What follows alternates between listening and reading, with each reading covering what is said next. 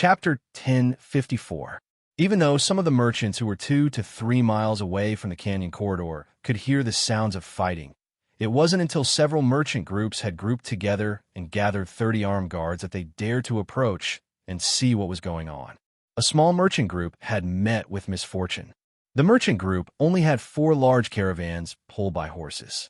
Judging from the clothing of the corpses on the ground, the owner of the merchant group should be a local noble who had fallen on hard times. He wasn't too old, at most in his early 30s. He, his 2 grown sons, and the 2 ladies who were presumably his wife and daughter, all wore embroidered family insignias on their clothing. Apart from that, there were 2 hired guards in the merchant group. They were fully armed, but their clothes weren't as exquisite as the owner's. Judging from the configuration of the merchant group, the owner and his 2 sons were probably responsible for the security of the merchant group.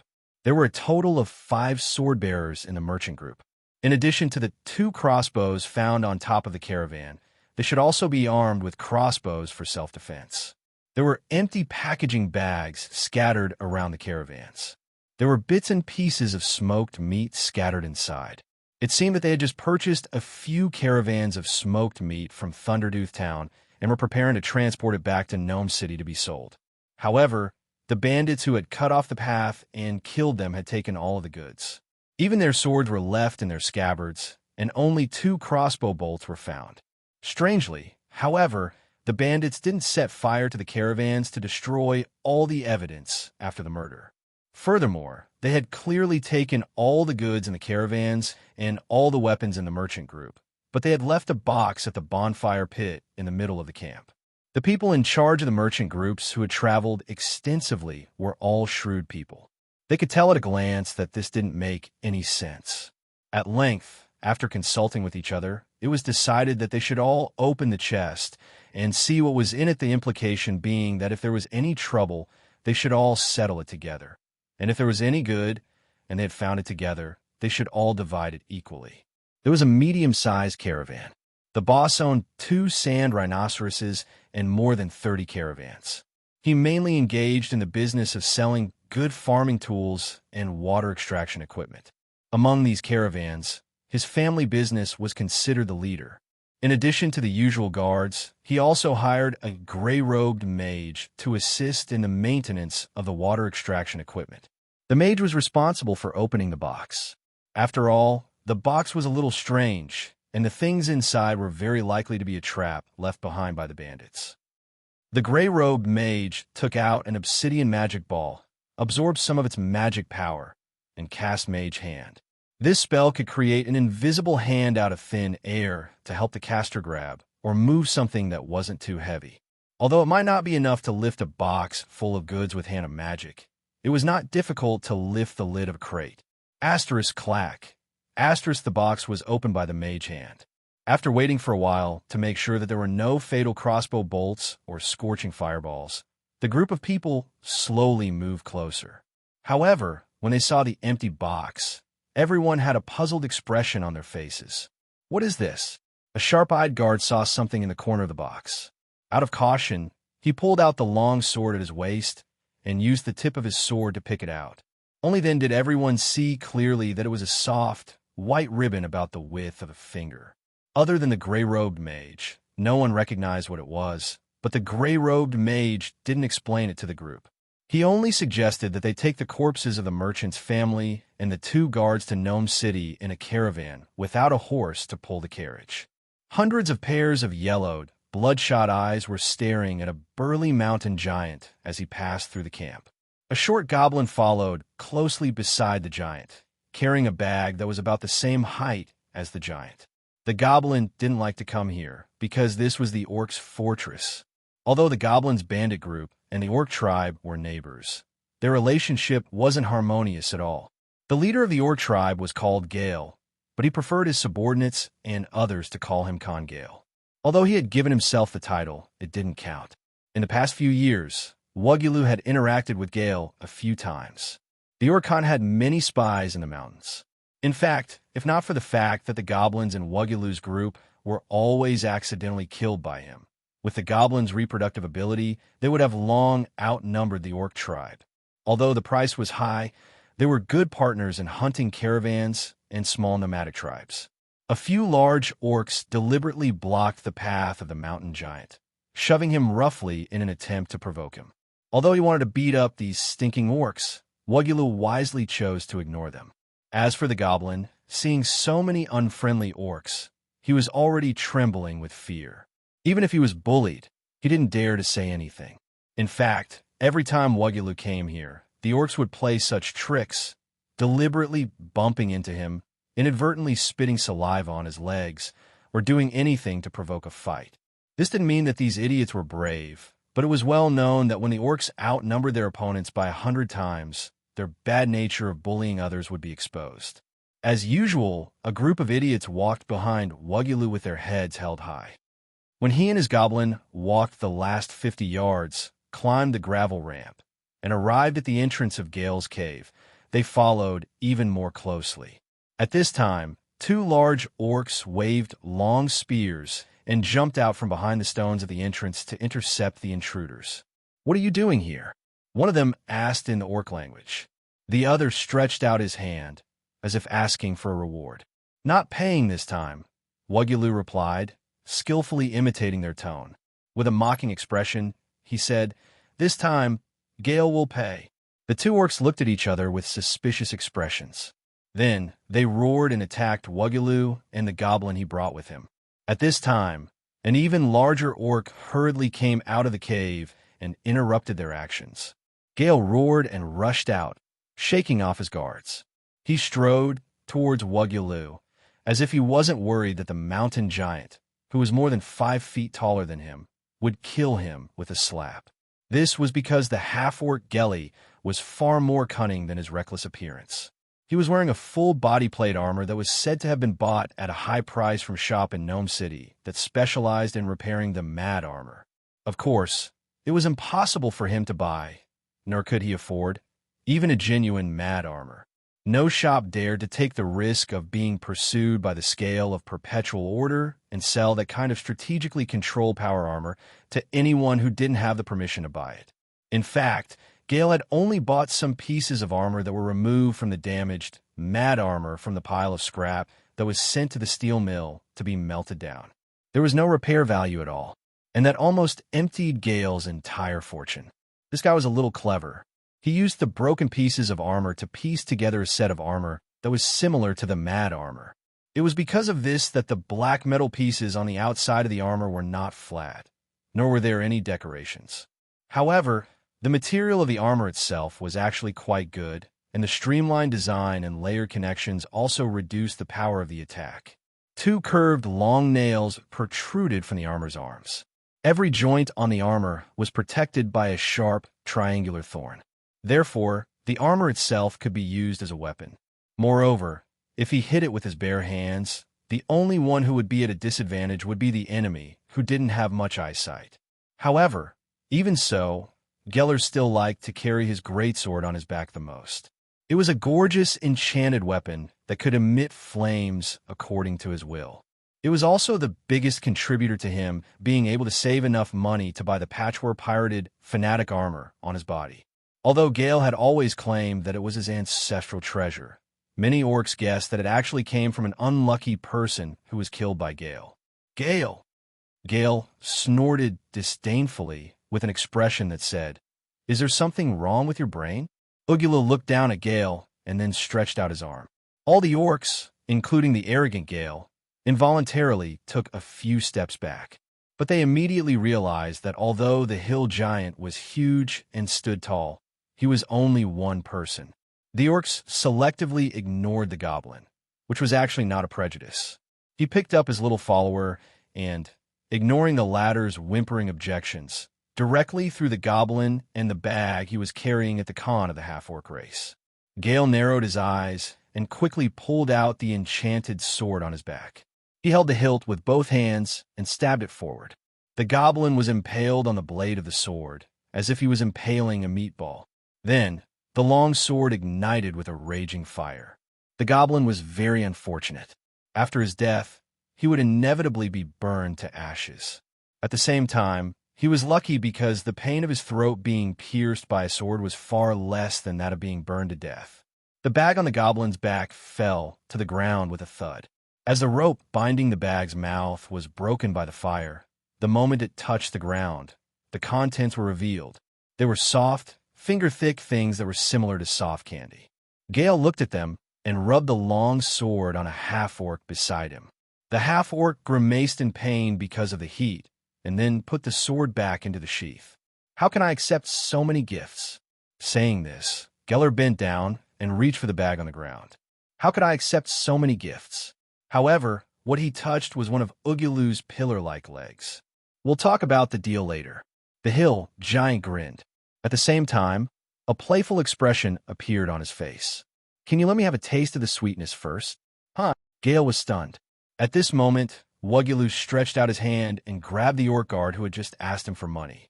Wrapping his hands around the orc guard's arms and torso, Wugulu directly sent the orc guard into his bloody mouth filled with a mouthful of ghastly white teeth, ignoring the orc's struggles and objections. Crunch, crunch. Chapter 1055. What kind of game are you playing? Geller looked at Wugulu coldly. However, seeing that the other party had come to him with a bag of moon candy, the Khan waited until the other party had swallowed the entire guard before he asked. Wugulu was no stranger to half-blooded creatures like orcs. He also knew how complicated their personalities were. In the eyes of many civilizations, orcs were monsters. This discrimination led to many misunderstandings and violence. Whether it was true or not, similar results were indeed everywhere. To be honest, orcs were rarely the product of love, because they had to fight endlessly to protect or prove themselves since they were young. Their growth was difficult, and they had to be as fast as possible. Orcs hated this kind of experience. It was also because of this that as they slowly grew up, they would gradually have the idea of playing the victim is better than playing the victim. Even some orcs who walked on the right path would not object to using violence to curb violence to practice justice, even if this kind of behavior would unknowingly confirm the prejudice of other civilizations. Generally speaking, orcs who could grow up were either raised by orc tribes or raised by human blood relatives. Most orcs who were raised by orc tribes would spend their lives to prove to pure-blooded orcs that their bravery was not inferior to the latter. Most orcs who grew up in cities or villages would decide to integrate into society as much as possible to prove to humans that they were not monsters. The thirst for self-proof spurred all orcs to strive for power and status in the society they lived in. And this was probably the reason why Geller liked to call himself the Khan of Orcs. Wugulu saw through Geller's intentions when he first met him a few years ago. Therefore, he had just swallowed one of his subordinates in front of him to test his patience. Geller was quite patient. It should be that bag of moon candy that gave Geller some ideas and more an emotion called greed, unlike Wugulu's gang, who made a living as bandits. Although Geller led a tribe of more than 200 half-orcs, about three-quarters of them were more aggressive males. Robbing caravans and nomadic tribes traveling between oases and cities in the desert was actually just one of their side jobs.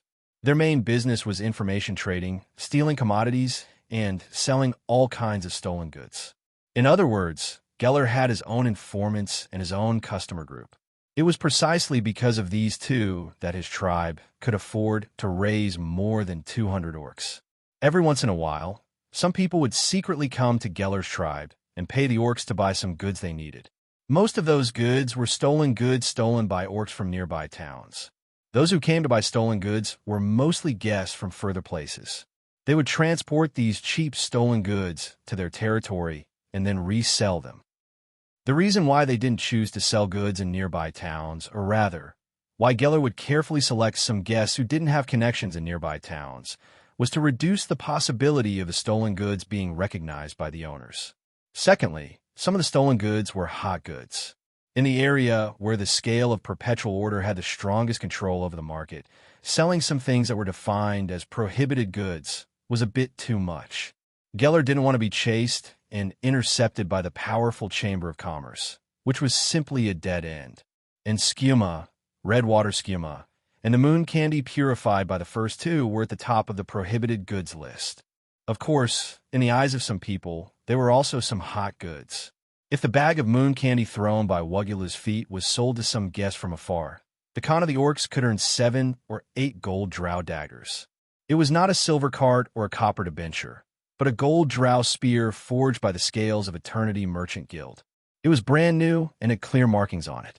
If this money was converted into food, the thorny rice, wheat flour, bacon, and vegetables bought would be enough to feed more than 200 members of the Orc tribe for more than a year. Take it. Wugulu, who was in the form of a hill giant, wiped the blood on his mouth and stepped aside. However, Geller didn't take the bag himself. Instead, he asked one of his men to carefully step forward and pick up the bag of moon candy from the foot of the hill giant. Not only that, but the orc also pinched a soft candy the size of a fingernail and put it in his mouth to chew. Just as a sense of dizziness rose in his head, he hurriedly spat out the moon candy in his mouth along with his saliva to the side. Then he immediately pulled off the water bag tied to his belt and gulped down a few mouthfuls of water. "Yes, that's moon candy," he reported to Geller. After finding a rope to tie the bag of moon candy and holding it in his hand, Geller immediately looked like a different person. He said to Wugulu with a pleasant face, "Don't be so polite next time. It's getting late, and you've eaten. Go home early." Wugulu grinned. This guy's really shameless. If it weren't for the fact that most of his skills were based on the enchanted sword and the pirated fanatic armor, Wugulu even wanted to hold a ritual to devour it and see if it could increase his attributes. After all, there was nothing wrong with being thick-skinned. In the future, when he returned to the 9 prisons of Bader, he might need to be thick-skinned enough. "This is just a bag of moon candy. Consider it a sample I'm showing you." Wugula nodded, seemingly resigned to his fate that he couldn't get even a copper coin from the stingy Khan. But then he changed the topic. "Neither you nor I can refine this stuff, and I found it in a caravan. Do you think that the caravan that I easily slaughtered has an alchemy potion master or some other spellcaster who can refine moon candy from skuma?" Seeing Geller's somewhat moved expression, Wugula grinned. This shows that the caravan is just a loose caravan. Their home is near this area, and there's a workshop that can refine moon candy in our territory.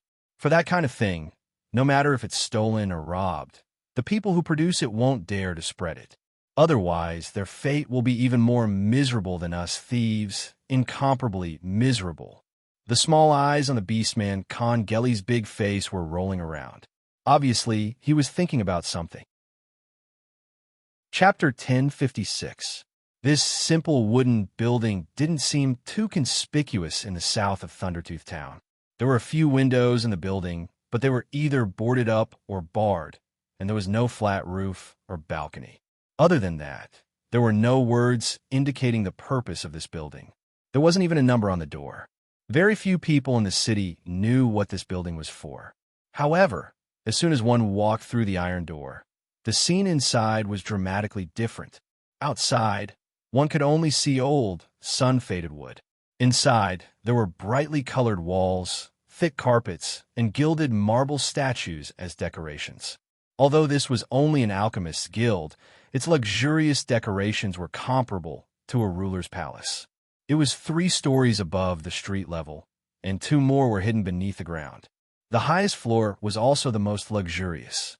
There were 5 rooms, an octagonal hall in the middle, and 4 side rooms around it. They were all designed for a certain person to enjoy comfort and convenience. This person's name was Griss, but he was more widely known in other places by his nickname, Devil's Stomach. Griss was the owner of Thundertooth Town's Alchemist Guild, and the actual creator of a complex business network. With his previous connections, he was able to provide the guild with cheaper raw materials. At the same time, he always ensured that he was the first person to enjoy the guild spoils. Whether it was the gold coins earned or the various new products produced by the guild, he always put them into his own pocket or stomach. At this moment, he was pacing back and forth in the center of the highest floor. This was the audience room where he received people. Every time he walked a circle, he would stop and touch the shiny fur of the Black Panther lying next to his throne. A kind of anxiety that didn't seem like him appeared on the round face of the guild leader. When he wasn't stroking the imported leopard, the index finger and thumb of his hands behind his back would be nervously twiddling. His clothes were made of the highest quality silk, but other than the brooch on his coat, he didn't wear any jewelry that matched his status. Only his teeth shone with a pure gold light. On both sides of the hall stood a row of 4 mountain giants. Compared to them, Gris, who was almost 6 feet tall, looked like a dwarf. Coupled with his expensive yet low-key attire, Gris's appearance was indeed somewhat inconspicuous. When a loud knock came from the door leading to the lower level, Gris almost jumped to his feet. He hesitated for a while. Although he was imagining that he was making that person wait uneasily, he actually needed time to calm down. Then he absent-mindedly bade one of the chamberlains to guard the door, while he himself ascended to the platform directly opposite the door and seated himself on the overstuffed throne, with one hand hanging down on his spoiled leopard. A lanky warrior walked in, a slender rapier at his waist swaying with each step he took. He wore a black cape that fluttered behind him and was fastened at the top to his neck. His thick brown curly hair fell around the cape. His clothes were dark and plain, but they were wrapped with many leather straps. At each intersection, something hung, such as a small crossbow, a dagger, or other small but practical weapons. His leather boots, polished to the point of no wrinkles, made rhythmic footsteps on the floor. The difference in the sound indicated that his steps were very steady. "Greetings, Gris," he said casually. When Gris saw the man, his eyes narrowed into slits. "Raven Hogue," he replied to the half-breed. The man approached the throne, made a half-hearted bow, and cast a disgusted look at the leopard, who was reclining there. He smiled in disgust for a moment, revealing his inferior blood, then put one foot on the throne and stooped so that the guild master could feel the heat of his breath. Gris glanced at the dirty boots on his beautiful throne, then turned his head back to the other man, showing his appreciation with an unguarded smile that even the dim-witted Raven Hogue could see. The latter, as if suddenly feeling that his manner might be a little too friendly and casual, took his foot off the chair and stepped back, keeping a distance of 2 or 3 feet from the devil's guts. That should be safe enough. Gris's smile faded at once, but he was satisfied. Then he asked bluntly, "Is it done?" Raven Hogue spun in a circle, almost laughing aloud. He loved his work so much that it was a wonderful pleasure to recall it. "Of course," he replied, and from a pocket on his coat pulled out a necklace of round pearls. Gris frowned at the sight of it, an expression that the cunning half-breed warrior had expected. "Did you have to kill them all?" The guild master was displeased, but not to the point of anger. Raven shrugged, then put the necklace back into his pocket. "You said you would get rid of them." "I got rid of them." "Clean," he added. Gris's hands gripped the arms of the throne. "I remember that all I said was, don't let her out on the streets again until the whole thing is done." "She knows too much," Raven replied, examining his fingernails and looking somewhat absent-minded. "She's a very useful woman, one of the guild's important clients," Gris emphasized. He had regained some of his composure now. Few could have angered him as much as Raven, and even fewer could have walked out of this room alive after provoking him. "She's just 1 of 1,000, the lanky warrior said with a smile. Yes, there's no one who can't be replaced." Another door opened, and an old man walked in. He was wearing a gray robe with a tulip tree and a crescent moon embroidered on it. A huge diamond was tied to his headscarf. "I have a matter to report to you. The situation." Gris gave him a sidelong glare without moving his head. "Not now, Mr. Vice Chairman. An audience is first come, first served." "But, Chairman," Gris's eyes narrowed dangerously again, almost as wide as the nearly lipless slit in his mouth. The old man bowed apologetically, then disappeared behind the door he had come from, closing it carefully and quietly behind him. Raven smiled at the sight. "How polite." "It's called etiquette," Gris said to him. "Don't, Chairman Gris, we're in partnership," Ravenhow replied. He jumped and ran to one of the 2 windows in the room. From there, he could see the desert outside the town. "Tonight's the full moon," he said excitedly, then turned to Puck. "You should have joined us, Gris. It would have been a feast. I can assure you it would have tasted wonderful." Gris sneered at this. This mixed blood, or rather, the bastard of bastards, did not know what cooking was at all, nor did he know why he, the devil's stomach, came to this shabby town and compromised to run an alchemist's guild. He shook his head, as if to shake off some of the memories. "Thank you for your kindness, but I refuse," he said calmly. Raven wasn't surprised by this reply. He knew Gris very well, and the question he had asked just now was purely to provoke the president's disgust. In fact, not only had he never underestimated the devil's stomach, he had always been quite wary of it. Therefore, he always looked for relatively safe opportunities to test Gris's tolerance, so that he could avoid danger in time in the future. So he ran back to Gris and put his foot on the throne again, so that the other man could smell the unpleasant odor in his mouth again. "Though you don't know what you're going to miss," he said, "but the choice is yours. That's what we agreed on." He took a step away and bowed. "And you are the master. We are partners," Gris reminded him. However, anyone could tell how insincere these words were. Raven took a few steps back, put his hands together, and clapped lightly a few times. "I can't deny the fact that our guild has become better after you allowed us to join. This also shows that you have a unique vision." He bowed again. "Please forgive my rudeness, my dear friend, but I can't help but be happy with my good fortune. After all, tonight will be the full moon." As he spoke, his eyes flashed with a hint of red. "You are not allowed to go to the town center. You are not allowed to lay your hands on the kobolds of the Dragonborn clan. You are not allowed to have leftovers. Other than that, nothing is forbidden." Gris also returned the favor for Raven Thief's humble act, but he did not forget to set 3 constraints. The lanky man bowed again, but after that he glared at the imported leopard before skipping out of the room. As soon as the door closed, Gris let his fingers wander over his eyebrows, and then threaded through the remnants of his thick black hair into a fashionable style. Then he helplessly held his cheek with his fat palm, and then muttered his many dissatisfaction when dealing with Raven. He looked at the door of his audience room, wanting to forget this partner, but then he remembered the vice president of the guild. That spellcaster would not harass him for no reason, especially when Raven was still in the room, unless his news was really important. He scratched the cheeks of his pet leopard one last time, and then went through the side door of the room to a small dark room that provided waiting space for visitors. The gray-robed mage was also the old vice president of the Alchemy Guild, and was concentrating on his crystal ball, not noticing that he had come in. Gris did not want to disturb the gray-robed mage, so he sat quietly at the small table and waited for a while. The gray-robed mage finally looked up. He clearly saw that the wrinkles on Gris's eyebrows had not disappeared. This was usually a very normal thing after the visit of his partner, Raven Thievery. "He has completed the mission?" the gray-robed mage asked, but in fact he already knew the answer and just wanted to start the conversation. "I despise him," Gris said. The gray-robed mage agreed, but still advised, "But you can't give up the convenience that Raven has brought you." The spellcaster was telling the truth. In the 2 years that Gris had allied with that guy and his men, his guild had become the most influential underground organization in the city. In addition to selling various goods, which were usually contraband, to make money, the guild had also developed another source of income, which was to collect protection fees from small merchants to make money.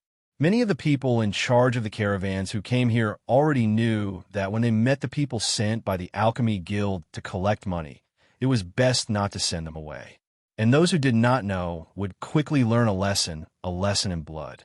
But even so, Gris could not deny that Raven Thievery and his men were very useful. But as the head of the guild, he still did not like those disgusting bastards. This derogatory term was not a disdain for Raven Thievery's origin. That's right, Raven Thievery, who was as thin as a bamboo pole, was an orc who did not look like an orc at all. But Gris actually did not dislike this kind of mixed-blood intelligent life. What he really hated was the guy's other identity.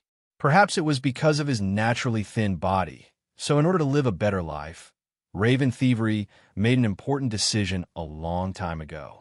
He deliberately infected himself with the shifter disease and became a rat man that Gris found extremely disgusting. During the day, Raven Thievery could still look like a human with some bestial characteristics. But at night, he preferred to appear as a half-human, half-rat. Especially in front of the mission targets, he just liked to put his ugly face close to the target, and then he would dig out the target's round eyeballs and take them away to complete the mission. He also knew a special secret technique that could disguise those eyeballs as pearls.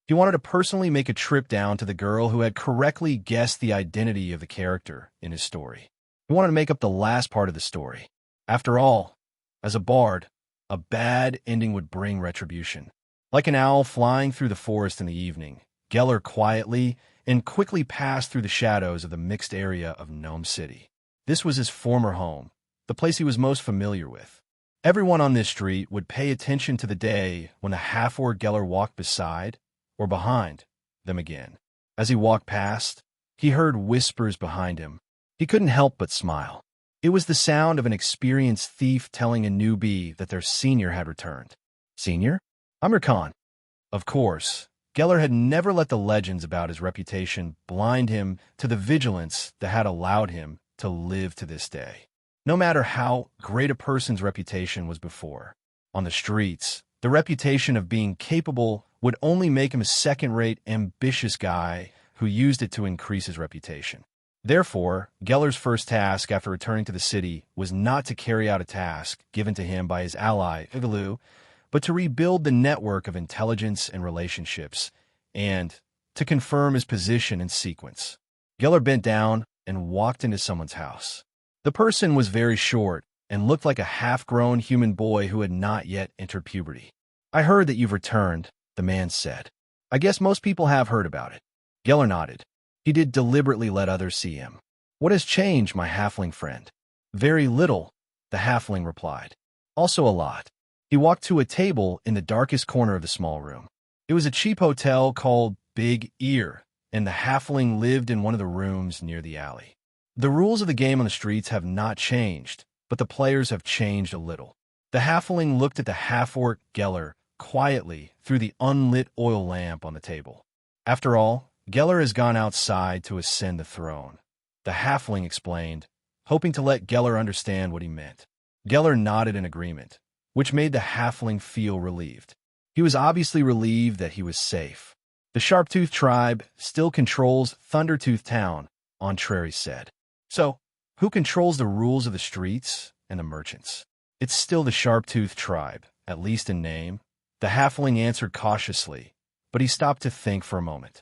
Geller was known for his temperament and cunning, so he had to weigh his words carefully before saying them. Perhaps more accurately, the Sharptooth tribe no longer controls the streets themselves, but the streets are still very well managed, thanks to the emergence of a guild. Geller did not need to ask to know what the halfling was going to say next. The Alchemist Guild, he said with a frown. A foreigner and his men, there's a lot to talk about, the halfling said with a smile as he began to light the lamp. I heard that one of my compatriots became the leader of the thugs in that guild. He seems to be doing well? Geller said with a smile.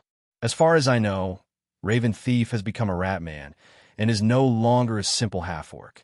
I don't know what you think of this, but it is undeniable that Raven Thief and his clansmen work very hard. They will fight with their lives on the line, Geller said coldly. And this sentence also let the halfling know how Geller viewed the second orc to rise in this town after him. It was them, not their own people. Chapter 1058.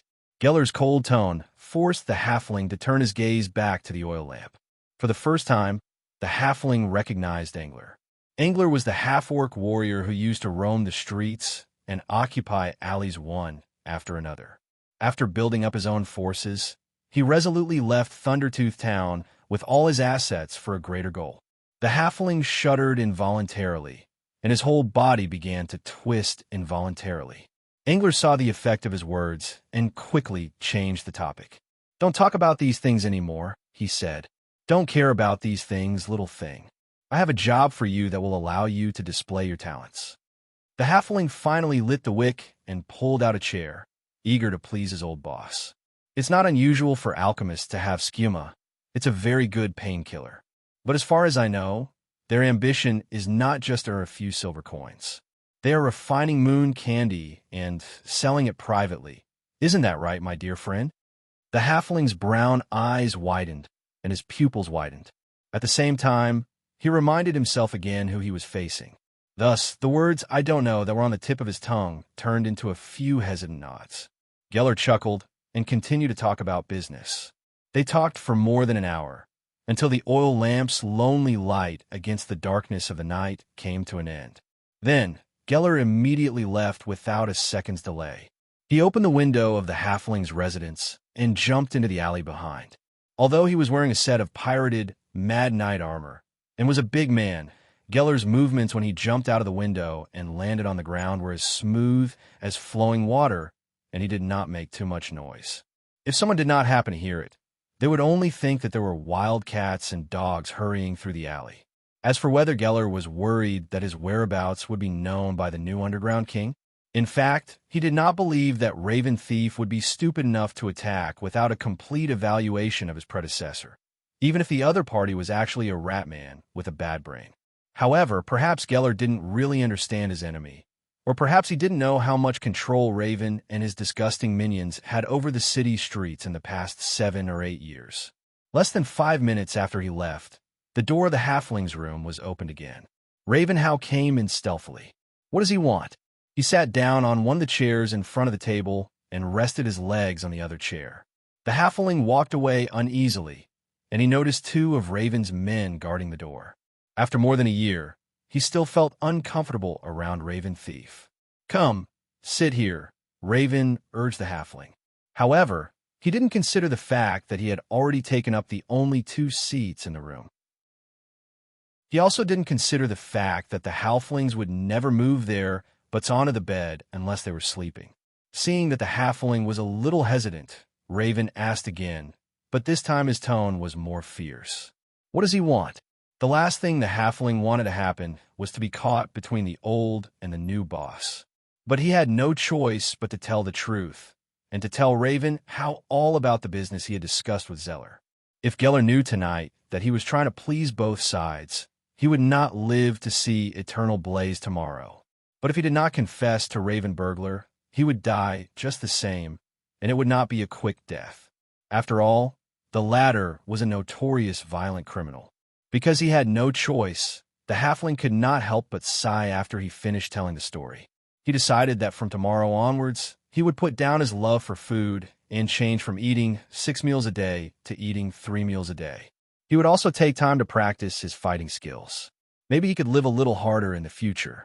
The halfling waited for a while, but to his surprise, Raven Thief did not order him not to carry out Geller's orders.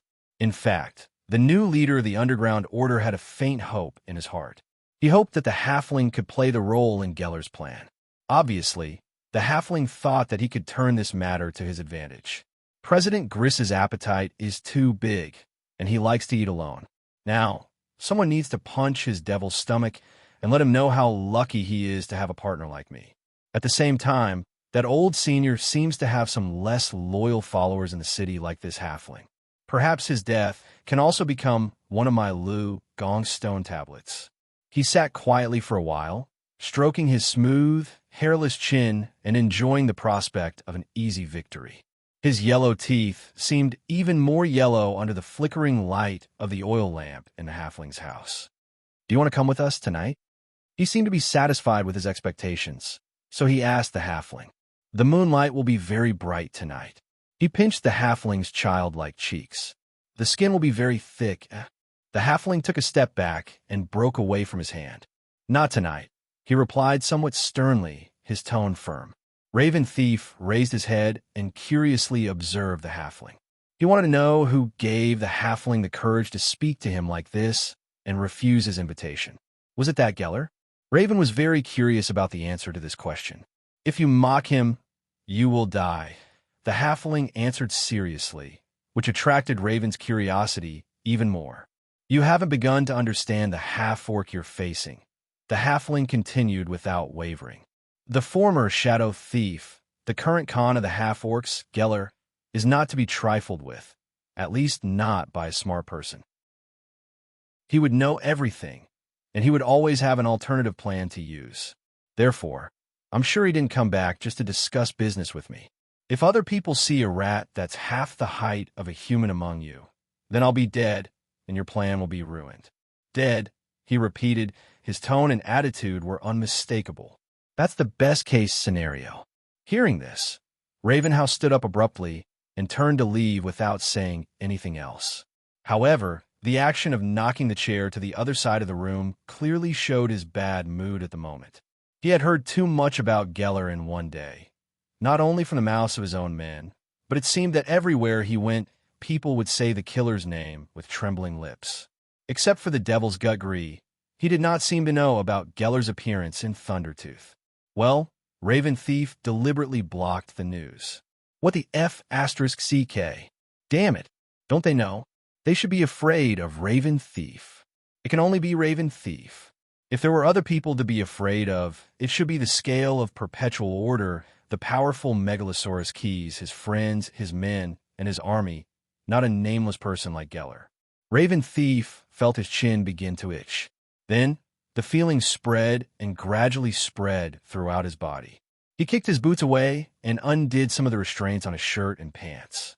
Soon, sparse tufts of hair rapidly grew out of his skin, and at the same time, they grew rapidly. The familiar pain rushed into his heart. Whether it was the 1,000th or the 10,000th transformation, the palpitating pain was the same as when he first transformed. It did not lessen, and the pain did not dull at all. Then, he stood in front of Dundon on 2 legs like a human, but with a rat's beard and fur, and a long pink tail sticking out from one side of his pants. He was now a rodent. "Do you want to join us?" he asked the halfling. The halfling tried to hide his disgust and immediately refused. He looked at Raven Thief. He could not believe that he had agreed to let the rat man bite him and infect him with such a nightmare. "I will bring you strength," Raven had promised him at the time. But how much of a price would he have to pay? The halfling thought for a moment. See and smell like a rat? It was not a blessing, but a sickness. Raven seemed to guess the halfling's disgust. He wrinkled his rat's nose and snorted threateningly, then turned and walked to the door. Before he left the room, he walked back and leaned his head back through the door. "Don't play tricks," he warned the halfling. "Do as I tell you, and then hide." "Of course I will." When the door closed, the halfling whispered to himself. He also felt a tingling sensation. It was the night of the full moon. Interesting fellows. Standing on the roof of the inn called Big Ear, Geller, who had quietly returned, listened to the second conversation between the halfling and his junior. He could not help but be speechless. Even if being infected with a bestial disease is a means to pursue power, it is not a bloodline inherited power. It is obviously a disease with serious hidden dangers. There are actually people stupid enough to pursue this kind of power. Geller shook his head and scratched his chin with his iron gloved fingers. Using the sharp nails on the iron glove, he shaved off a lot of the beard that had grown out. Perhaps this is the reason why the president of the Alchemist Guild is willing to cooperate with the enterprise. First, Raven Thief is really stupid. Second, their guild has alchemist pharmacists. It has always been a matter of formula to concoct an alchemy potion that can cure the bestial disease. The half-orc, who looked more like a warrior than a thief, shrewdly analyzed. However, although he was looking forward to seeing Raven Thief's efforts for a long time, but in the end, he was very clear that he could not wait for that day. I don't know why. That guy Augur must attack on the night of the full moon. There must be something fishy going on. Chapter 1059. When Geller saw Wugulu again, he bowed slightly and showed a pretentious smile. He greeted the hill giant in the Jotun language, Magurabor Kukrok. Wugulu also used the orc language that the other party was familiar with to exchange the so-called goodwill. Behind them, there were more than 50 orcs and goblins that were several times the number of the former. These guys were all rubbing their fists, waiting for the next words that the two bosses were going to say, because those words were related to the success or failure of the big deal that was going to be done tonight. "I brought Big Ear. It can dig a path from outside the town to inside the town for us." Geller whistled, and a tomb-like bulge immediately appeared in the surrounding sand. Then, a creature that was about the size of a hippopotamus and covered in short gray fur crawled out from under the sand. Its strong legs ended in huge claws that were suitable for digging, and 2 huge fangs grew out of its jaw almost horizontally. It shook its head and made a threatening gesture, as if it was ready to charge at any time. "Don't be so anxious, my little cutie." Geller, who was wearing a pirated version of the zealot armor, did not have to worry about the fangs piercing his body. Therefore, he calmly walked to the side of Big Ear, stroked its head, and pulled its ears. The reason why the orcs gave the name Big Ear to this dicynodont was because the latter had a pair of flexible and big ears. The dicynodont was a large relative of the wombat. It was a more powerful herbivorous marsupial. They relied on eating hay and other hard desert vegetation to survive.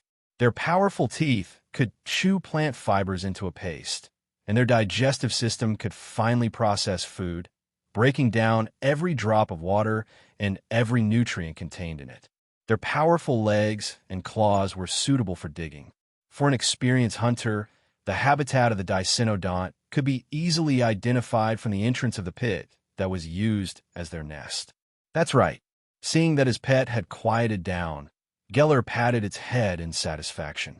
Then, he stretched out his palm and snapped his fingers at his subordinates. Soon, a few orcs carried a large rattan basket, which was as long as 2 people's height. They trotted to Geller's side and placed the rattan basket in front of the 2-gate tooth beast. After that, they returned to the team. The rattan basket contained several iron thorns that were dormant because their roots had left the ground. These twisted shrubs had only a few pale leaves and sinister foot-long dark green thorns. Small bones and insect shells could be seen scattered around their gnarled rhizomes. They were tough desert plants that would grab any creatures that passed by and impale them on their thorns for nourishment. The average iron thorn plant was about the size of an unfruitful apple tree, ranging from 7 to 12 feet tall. They all had thick skin and needle-like leaves. However, it was worth mentioning that the sap of the iron thorns was a valuable natural hardening agent. For thousands of years, it had been used by many craftsmen in the ash world to make armor and other items, and its effectiveness was very guaranteed. Today, the sap of the iron thorns, a natural material, was still sought after by many craftsmen who refused to use synthetic hardening agents. When the 2-gate tooth beast called Big Ear smelled the scent of the iron thorns, its eyesight was not very good. It immediately ran over and munched on them. The 2-gate tooth beast loves to eat the iron thorns, but when it picks them in the wild, it may be pricked by thorns. When it encounters the bigger plants, the 2-gate tooth beast may be caught and become the nutrients they need to grow. So, generally speaking, I ask my subordinates to help Big Ear collect some of these snacks from a barren valley with many iron thorns. Geller looked at his pet dotingly. He did not feel that it was a reckless thing to ask his subordinates to collect snacks for Big Ear because they might lose their lives every time. Could they use the iron thorns as food? Could they mix the sap of the iron thorns with the secretion of some kind of gland in their body and excrete it through their fingertips? Could they use that substance as a tunnel hardening agent? Those half-beastmen did not have this ability, but the 2-gate tooth beast, Big Ear, did. Geller doted on it not only because it was very cute and was the mascot of a hotel he secretly owned in Thundertooth Town, but also because Big Ear could help him dig a secret survival tunnel anytime, anywhere, or an underground road that connected to the treasury of a certain chamber of commerce. After all, snacks were just snacks. A basket full of iron thorns was cleaned up by Big Ear in 7 or 8 minutes. It even took the rattan basket that was used to store the iron thorns into its stomach without leaving any traces behind. Good boy, let's go after eating. Geller whistled again. The 2-gate tooth beast turned its head, and its 2 fan-like ears were stunned for a moment. Then it began to dig up the sand on the ground. This time, the tunnel it dug was covered with a special adhesive secreted from its fingertips, so it did not collapse due to the soft nature of the sand like before. On the contrary, as it dug, a cave that even the hill giant could enter without much effort gradually appeared before everyone's eyes. At the same time, some of the female half-beastmen in Geller's tribe carried their weapons and were the first to enter the cave. Although they were not as strong as the male half-beastmen and were not good at fighting, they were still much stronger than ordinary humans. In addition, they had a weak night vision inherited from their half-beastman bloodline. Chapter 1060. Thundertooth Town was a major settlement of the Dragonborn clan. Although it was only a small town deep in the Medic region, it still had 3 mooring towers for the Leviathan flying ship. Therefore, the town also had a strange vitality. Caravans coming and going from all over the desert would always pass by here, making the town even more prosperous. Most of the caravans were formed by 6-legged horses, and a few of them kept sand rhinos that were more expensive but could carry heavier things. Therefore, the area near the periphery of Thundertooth Town, which was a place where humans, desert elves, and other intelligent creatures coexisted, had all kinds of problems due to the lack of stables for a period of time. It wasn't until one of the architects came up with the idea of building a multi-level stable that the situation of having no place to tie up the animals was greatly improved. However, the multi-level stables had to be taken care of more frequently than normal stables. Otherwise, the feces and urine of livestock could easily breed mosquitoes and germs. The more they were chained together without management, the more likely they would get sick. At the same time, this was an excellent measure in itself, but it could also bring a serious public health threat to the residents of Thundertooth Town and the traveling merchants. Of course, the feces and urine of livestock were also popular goods. The former could be transported to the farms around the town to ferment and compost, while the latter would almost always be bought by the alchemist guild in town at a low price as a source of materials for refining certain pigments or potions. However, there was still a part of the urine that would flow into the third channel, but in fact, no one in Thundertooth Town knew about it. Orcs, rat men, the head of the alchemist guild's thugs, and the people that many small merchants in Thundertooth Town didn't want to deal with the most. Raven Thief, who had many titles, was actually the biggest buyer of urine in Thundertooth Town's multi-level stables. Although Raven Thief usually looked crazy, those who were familiar with him knew very well that this guy was an extremely pragmatic egoist. He wouldn't buy urine for no reason, which would give him such a smelly title. He collected urine to make nitrate, which is a kind of alchemy material that wasn't cheap. At the same time, it was also an indispensable material for making gunpowder.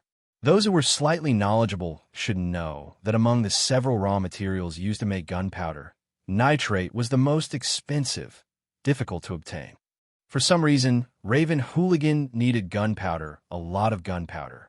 As for buying through normal channels, whether it was the finished product or the raw materials used to make gunpowder, it wasn't just a matter of price. More importantly, they might be targeted by the spies of the scale of perpetual order.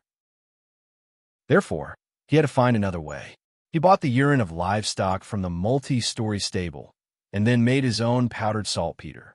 Even if someone like Devil's Intestine Grist knew that he was purchasing urine, they would be misled by the dye house that he operated on the surface. He thought that the greedy rat man was only relying on his connections with the alchemist and alchemist guild to earn some money for himself. To date, not many people in Thundertooth Town knew about Raven Hooligan's secret. Those who knew about this secret were basically those who had listened to Raven Hooligan and had personally made saltpeter. Their fate was either to be cleaned up by Raven Hooligan on a regular basis for various reasons, or to be turned into his own trusted subordinates. After being bitten by him, they were infected with bestiality and successfully survived, becoming a rat man. For example, the halfling who had been promised power. Smart people always judge the situation. When you have to be honest, you absolutely can't lie. Geller held the enchanted longsword in one hand and put it on the shoulder of the halfling who he had talked to twice today. His other hand stroked his 2-gate tooth beast pet. The halfling grimaced from the heat of the longsword, but he still didn't dodge and let the hair on his body be burnt yellow.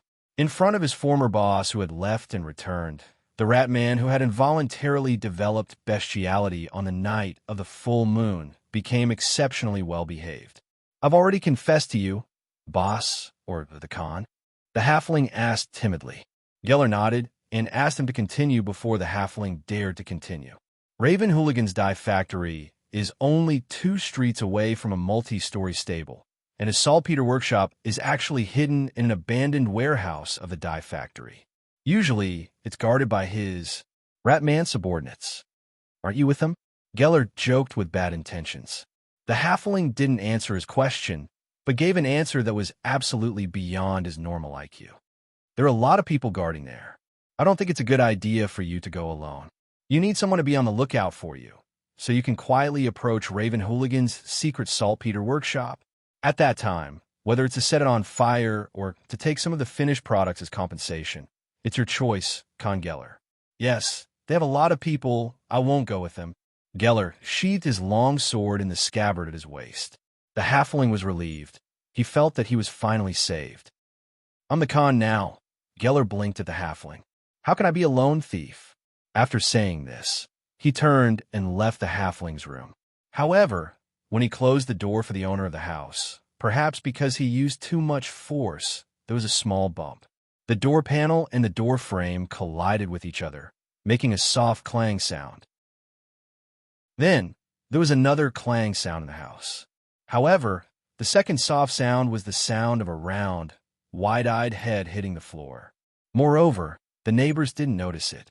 As he said, Geller was now a Con, and he wouldn't fight alone like before. 7 or 8 majestic half-orcs in multiple layers of leather armor followed his footsteps and walked together to the dye house mentioned by the halfling. They rushed in from the gate and shouted, "Boss, welcome guests." Then, they pulled out their weapons and rushed to the warehouse behind the dye house. "Get ready." Geller, who had walked into the dye house with his head held high, but had been fighting every time, suddenly shouted.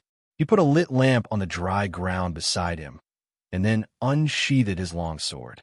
In less than a second, 2 figures in cloaks rushed out from behind the dye house.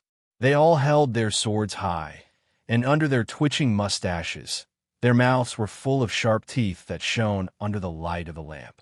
They were the same size as humans, wearing human clothes and holding swords. Their other appearance was indeed human, and it couldn't be said that they were very annoying, but on this night of the full moon, they had become rodents. Although they still walked on 2 legs like humans, there were some decorations on their bodies, long noses, brown erect hair, pink tails, and they were no different from mice. Perhaps they were much bolder, and their temperament was several times fiercer. Chapter 10:61. The rat men approached quickly. If they were in other places, the half-orc warriors who rushed into the dye house with Geller would have to face them from several directions at the same time. But here, all they needed to do was to charge forward. They didn't need to think too much. The absolute advantage in numbers gave the rat men courage. They looked at each other for support and slowly approached the half-orcs step by step.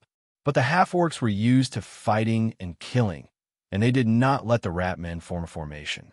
Compared to the rat men's standard swords, the weapons in the hands of the half-orcs, except for Geller, looked very simple and crude. Among the 7 or 8 people, 4 of them were holding self-made maces, which were made of iron nails that were more than 3 inches long and stuck on a hard wooden stick that was about 4 feet long. The stick had been treated with tung oil, iron thorn sap, and shellac and was slightly thicker at the front end. However, they were all wearing leather armor embedded with iron plates. In addition, the half-orcs generally had the advantage in strength, and it was much more useful to have the strength to wield a mace than to have some fancy moves. So, it was actually very easy for them to kill the rat men. That's right, it was easy. When the half-orcs swung their mace, many rat men did not even realize that the fatal blow had already begun. They only suddenly realized that the top of their heads had exploded and the floor quickly rose to meet them. They were already dead before they hit the ground. Some rat men were lucky enough to get close to the half-orc warriors, but their swords could only cause very little damage to the armored warriors. Then, they would be knocked to the ground by the strong half-orcs or pushed back by a distance of 1 or 2 body lengths, and then hit them with their mace. In the midst of the half-orc warriors' fierce battle, there is always the sound of a washing hammer hitting tanned leather in a gurgling stream. Moreover, this sound was always followed by the shrill screams of a rat man and the blood and flesh on the mace. Geller did not say a word. He just followed behind a few of his subordinates and walked all the way to the warehouse behind the dye house, as if he was taking a stroll. More and more rat men gathered, and they also had long-range weapons such as crossbows in their hands. Some of them even had a 6-foot-long self-made matchlock gun in their hands. Whoosh, whoosh, whoosh. Finally, the first casualty appeared on the orc side. A strong half-orc wielding a spiked club and charging at the front to open up a path was targeted by a few ratmen wielding long-range weapons. A large hole had been blasted in his stomach by the lead bullet fired from the musket. This time, the iron scale armor had failed to protect him from the attack. However, the real fatal wound that caused him to fall to the ground was actually the arrow that pierced his eye socket. Ravenhow hurried to the dye house with his men. Just now, he had already bent down to examine the bodies of some of his subordinates lying on the ground. Most of those fellows still maintained the appearance of rat men, which meant that they had died too quickly and did not manage to transform back into human form due to the exhaustion of their strength. As they walked towards the back of the dye house, they stumbled over some of Raven Thief's men, and some of them even stumbled over the corpses of their comrades. The rat folk shook their heads in disbelief. They would step on a rat folk corpse almost every few feet. How many people did the orc bandits kill when they came here? How ferocious was she? Of course, doubt was doubt, fear was fear. In fact, the rat folk were actually more afraid of Raven Thief. Therefore, when the latter ordered them to keep these half-orcs in the dye house tonight at all costs, they all did as they were told. Gree, the devil's gut, promise me that as long as we don't make too much noise tonight, don't leave any traces, and don't provoke the kobold residents of the Dragonborn clan living in the center of the town, we will celebrate the feast of the full moon without any taboos. After Raven Thief appeared, he did not issue a habitual provocation to Geller, the nominal senior, but conveyed such a message to all the rat folk subordinates. After hearing this, the rat folk all let out some incomprehensible roars. Some even began to gnaw on the swords in their hands with their teeth. Although they could only cut their lips by doing so, some of them still enjoyed it.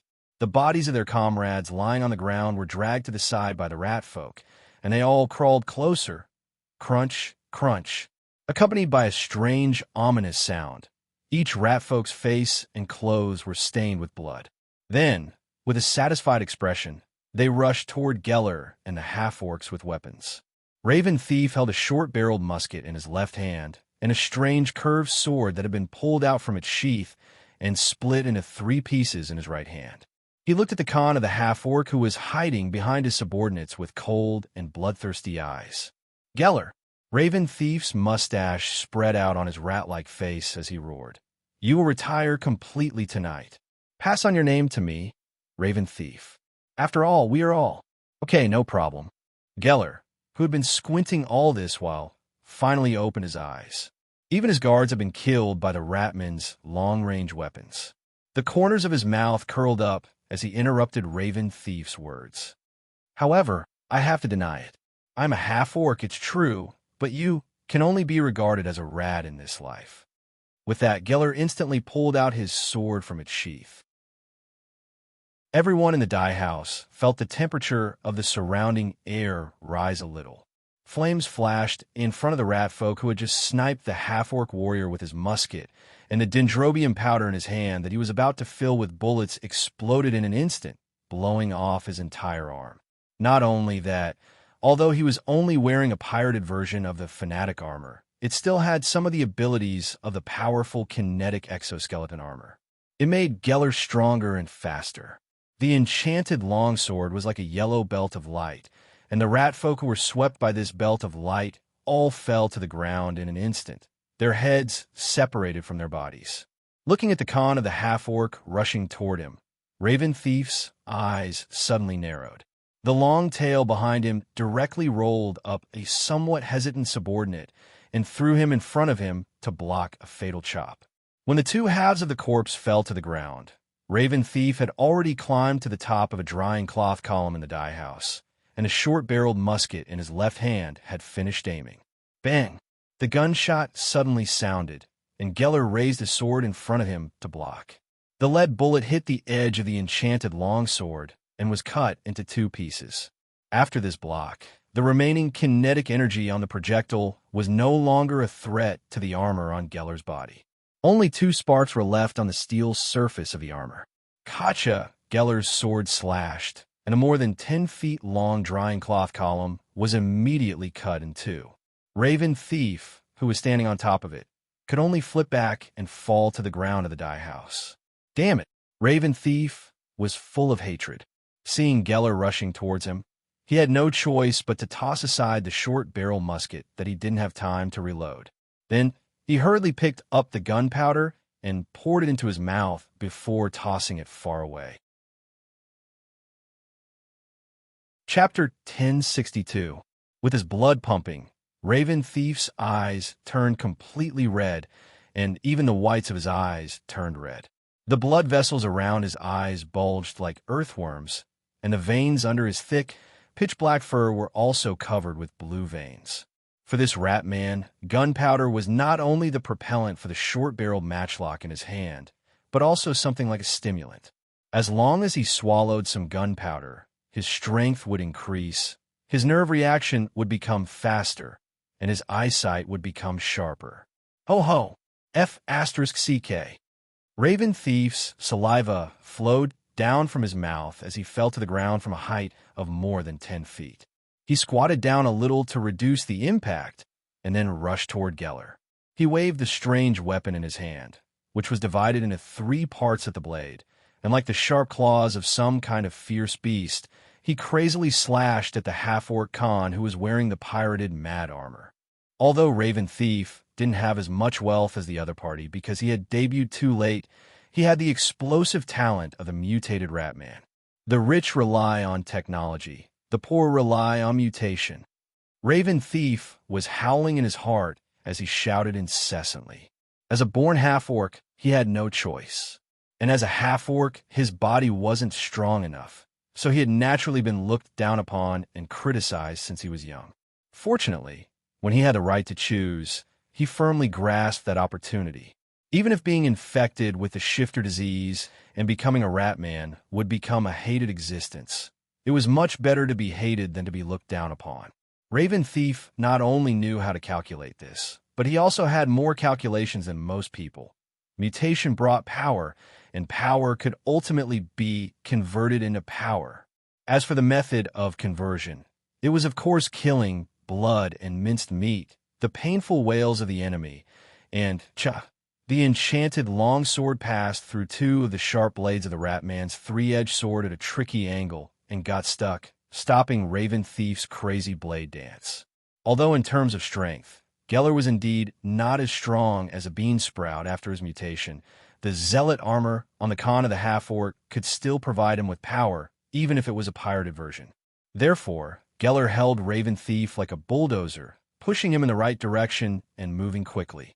As long as Geller was forced into a corner and his back was pressed against the courtyard wall, pillars, or anything else that could be used as support, then Geller would be able to use the advantage brought by the moment of force to completely behead this enemy.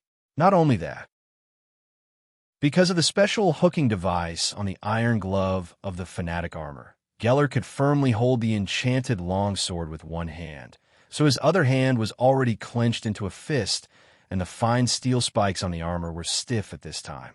He raised his spiked iron fists and punched Raven Thief's chest and abdomen, forcing the other party to constantly twist and turn, unable to use all his strength to block his advance. Stinky rat man, do you know that your mouth stinks? Geller mocked his opponent loudly. At the same time, his fangs twitched on both sides of his lips as he whistled. Holding long-range weapons, dozens of rat men who were about to slaughter the half-orc Khan's personal guards in front of his tent and were about to run over to support their boss suddenly found that a group of half-orcs, who had come out of nowhere, had quietly rushed out from beside them. Moreover, what made their hearts waver even more was that the number of half-orcs didn't seem to be much less than theirs. Use fire grenades. Break the rules today, and I'll personally explain to Gris afterwards. Raven Thief, who had observed this situation, tried his best to think of a way, even though his mind wasn't clear at the moment, because he had swallowed gunpowder stimulants. Soon, several rat men broke away from the battle formation and took advantage of the opportunity when their companions were resisting the fierce attacks of the half-orcs. Like real rats, they rushed into the warehouse behind the dye house. Not long after, these guys moved out small wooden boxes and threw them at the feet of their companions. Those wooden boxes were filled with nothing else but the products of the nitrate workshop mixed with charcoal and sulfur powder, which were then filled into round clay jars and inserted fuses into them to make explosive projectiles. The Ratmen called them fire grenades. In normal street wars, they rarely used this kind of weapon. There was no other reason except that the movement caused by using fire grenades was too big and difficult to cover up. If it attracted the attention of the kobolds of the sharp-toothed clan in the town, Raven Thief would have to find the devil's stomach of the alchemist and pharmacist guild to settle it. In that case, the president would most likely find out that the Ratmen had secretly set up the nitrate workshop, and it was very likely that he would follow the clues to find out Raven Thief's series of secrets. However, they couldn't care less about this now. It wasn't only because of Ravenhow's words, but also because they felt that if they lost their lives tonight, why would they worry about what would happen tomorrow or the day after?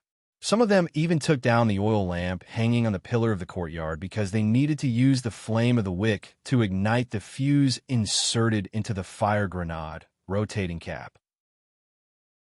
However, just as the last rat man stumbled out of the warehouse with a few stacked crates, he suddenly seemed to bump into something like a pillar. Following a series of clanking sounds, the rat man fell to the ground. The crate hit his tail, and the pain made him squeak like a rat cub. However, when he raised his head to see if he really hit the pillar and then picked up the crate, his squeak came to an abrupt end. Squeak! Ugh! It was as if he was being held by the throat. A creature appeared in front of him. It was as tall as two people. In the middle of its head, there was a clump of dyed red hair. Its clean-shaven face was covered with ferocious beast tattoos. The gold chain from its earlobes to its nostrils jingled. It was a hill giant. Its fist was as big as a bull's leg. Its arm was as thick as a tree stump, and its two legs were really like pillars. The rat man instinctively wanted to get up and run, but the hill giant stepped on his tail. The hill giant casually swung its arm, and with a crisp sound of a broken nose and a timely kick, the rat man was sent flying. He fell unconscious on the dusty floor, blood still gushing out of his nostrils. Considering the fact that he could not get up again, the crisp sound of a broken nose might have covered up the comminuted fracture of his neck. Does anyone else want to have a taste of my palm? Wugula walked out from the shadows of the corridor. There were at least a dozen goblins hiding in the shadows. Those short goblins were really like lapdogs beside this hill giant. However, those goblins really fit the saying of dogs relying on their master's power. They were noisy as if they did not care about the upcoming battle. They did not look like goblins who were afraid of death at all. Do you still need me to give you orders? Wugulu glanced at the goblin's subordinates at his feet. The goblins quickly moved, hurriedly pushing out a few of their compatriots who had been forced to drink a few bottles of strong alcohol. They then nimbly took the leather pouches at their waists and poured some black oil with a pungent smell onto their bodies. Those unlucky drunk goblins did not realize what was about to happen to them. The black oil on their bodies was ignited by their black-hearted compatriots with flints. The alcohol had numbed their nerves. Before the pain could enter their brains and drive them to action, Wugulu kicked them one by one into the formation of the rat men who were huddled together. The goblins who were on fire finally realized that something was amiss. They screamed and ran in all directions. Some of them were immediately cut down by the rat men, who were quick to react with their swords. Some of them were lucky enough to escape the fate of being stabbed by a white blade. Some even rushed to the side of the firebomb crates that had just been opened. This scene was witnessed by many rat men. They were so frightened that their souls almost left their bodies. They instinctively wanted to scatter and run, but they were still one step too late. Rumble. The rat men who had gathered in one place were almost wiped out by the serial explosions of the firebomb. Even though a few half-orc warriors who were closer to them were also killed or injured, compared to the loss of the rat men, the half-orc side was simply not worth mentioning. It was nothing more than a matter of a few people dying. How could there be no deaths in a war? Those who came from the half-orc tribe were not too afraid of this situation at all. Even if there were people who would be afraid, they would be the dead or seriously injured. However, these two kinds of people were destined to not live long in the half-orc tribe. The other half-orcs would not be affected. The impact of the explosion of a few crates of firebomb also affected Raven Thief, who was being pushed forward by Geller with his sword. Under the push of the shock wave, he staggered a few steps back and was almost pushed to the ground. On the other hand, Geller, who was wearing armor, was not affected at all. The shockwave of this level was still unable to do anything to the counterfeit armor that was pieced together from various parts of the authentic Zealot armor. Even his footsteps and the frequency of sneak attacks on Raven Geller remained the same as before. Things are not good, Raven Thief whispered in his heart. The rat half-orc's mind raced, and then he suddenly jumped back a step. While dodging Geller's fist, he suddenly changed to holding the saber with one hand and spread out his other palm to attack Geller. An exploding fireball bombarded Geller from his palm out of thin air, and his hand that had been holding the three-edged saber quickly retreated, gently brushing past the end of the saber hilt with a skillful move. The tension spring loosened and made a caw-caw sound. Raven Thief took out another sharp, awl-like weapon from the three-edged saber. Die! Raven Thief roared. He pretended to throw the weapon at Geller's face. Geller, who had just been bombarded by the bursting fireball, was still somewhat dazed, but he was really intimidated by Raven Thief. The half-orc hurriedly crossed his hands to protect his face. However, this was actually Raven Thief's smokescreen. He was clearly throwing it at the enemy's face, but when he was about to attack, the sharp awl suddenly changed direction and pierced into the gap in Geller's leg armor. By the time the half-orc Khan reacted, Raven Thief's figure had already disappeared from the wall without a trace. It really is a big rat, Geller said coldly. Then, he spat on the ground and bent down to pull out the sharp awl inserted in the gap of the mech's knee armor. A charred black stain caused by the explosion was still left in the armor on his chest. Although the purpose of this trip had been achieved, Geller still felt that it wasn't great to let Raven Thief go. However, his ally had already come to urge him. Chapter 1063. Are you smoking tobacco from the Edge of the World brand? Wugulu asked, eagerly looking at Geller stuffing things into his pipe. The two of them sat down in the yard of the dye house, waiting for their subordinates to plunder the supplies and coins in Raven Thief's lair. Although they came here to fight only to create a diversion, a thief would not leave empty-handed. They still had to get something to make this trip worthwhile. Yes, this is a piece of moldy old leaf. Before coming here, I picked it up in the mountains. Geller rolled his eyes at Wugulu. Give me some. Geller threw the tobacco bag to Wugulu. Wugulu didn't have a pipe, but he poured all the tobacco in the tobacco pouch in his palm and clenched it into a ball. Then he picked up a piece of burning wood from the side and lit the tobacco ball up. The mountain giant was not afraid of the heat. He held his palm in front of his nose and took a deep breath. The tobacco ball quickly burned red and turned into ashes. Is the rotten leaf strong enough? Geller looked at the tobacco bag that had been flattened into a piece of cloth that was thrown back into his hand and asked Wugulu expressionlessly. Not bad, huh? Wugulu casually replied, and then he casually spat a mouthful of thick phlegm on the ground. The orc warriors and goblin minions ran back with bags of various sizes. They restrained themselves. When fighting for supplies and money, they at most exchanged punches and did not show their swords. During this time, Geller also dripped some lubricant on the mechanical parts of the power armor that he had pieced together. At the same time, he also replaced the damaged parts that were smashed out by Raven Thief's steel awl. Let's go. After gathering his men, Geller took the lead and stood up from the ground. He strode toward a dye house warehouse without looking back. There was a cave that was dug out by the two-gate tooth beast. The reason why hundreds of orcs and goblins suddenly rushed out to encircle the rat men was because of this cave. Wugulu also brought his men and followed closely behind. However, before he walked into the cave, he grabbed a goblin from the ground and whispered a few words into his ear before throwing him back to the ground. The goblin who received the order immediately ran to the dye house and quickly picked up a large pile of burning wood. He then rushed into the nitrate workshop hidden by Raven Thief. Not long after, the goblins who had completed their mission returned to the team, accompanied by a series of coughs. In the darkness of the night, Raven Luxury's dye house was set ablaze. Many merchants and kobold residents who were not from the Tornado clan came out of their homes to watch the commotion while pointing their fingers in the direction of Raven Luxury.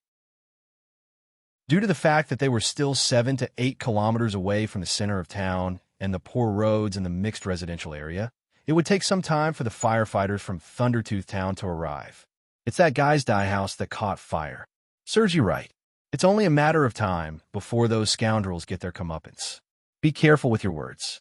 But tonight, I'll treat you to a meal at the tavern. It's better to burn those rats to death. Haha. In the mixed residential area, other than the residents who did not mind watching the commotion, there was also a slightly serious conversation taking place at the same time.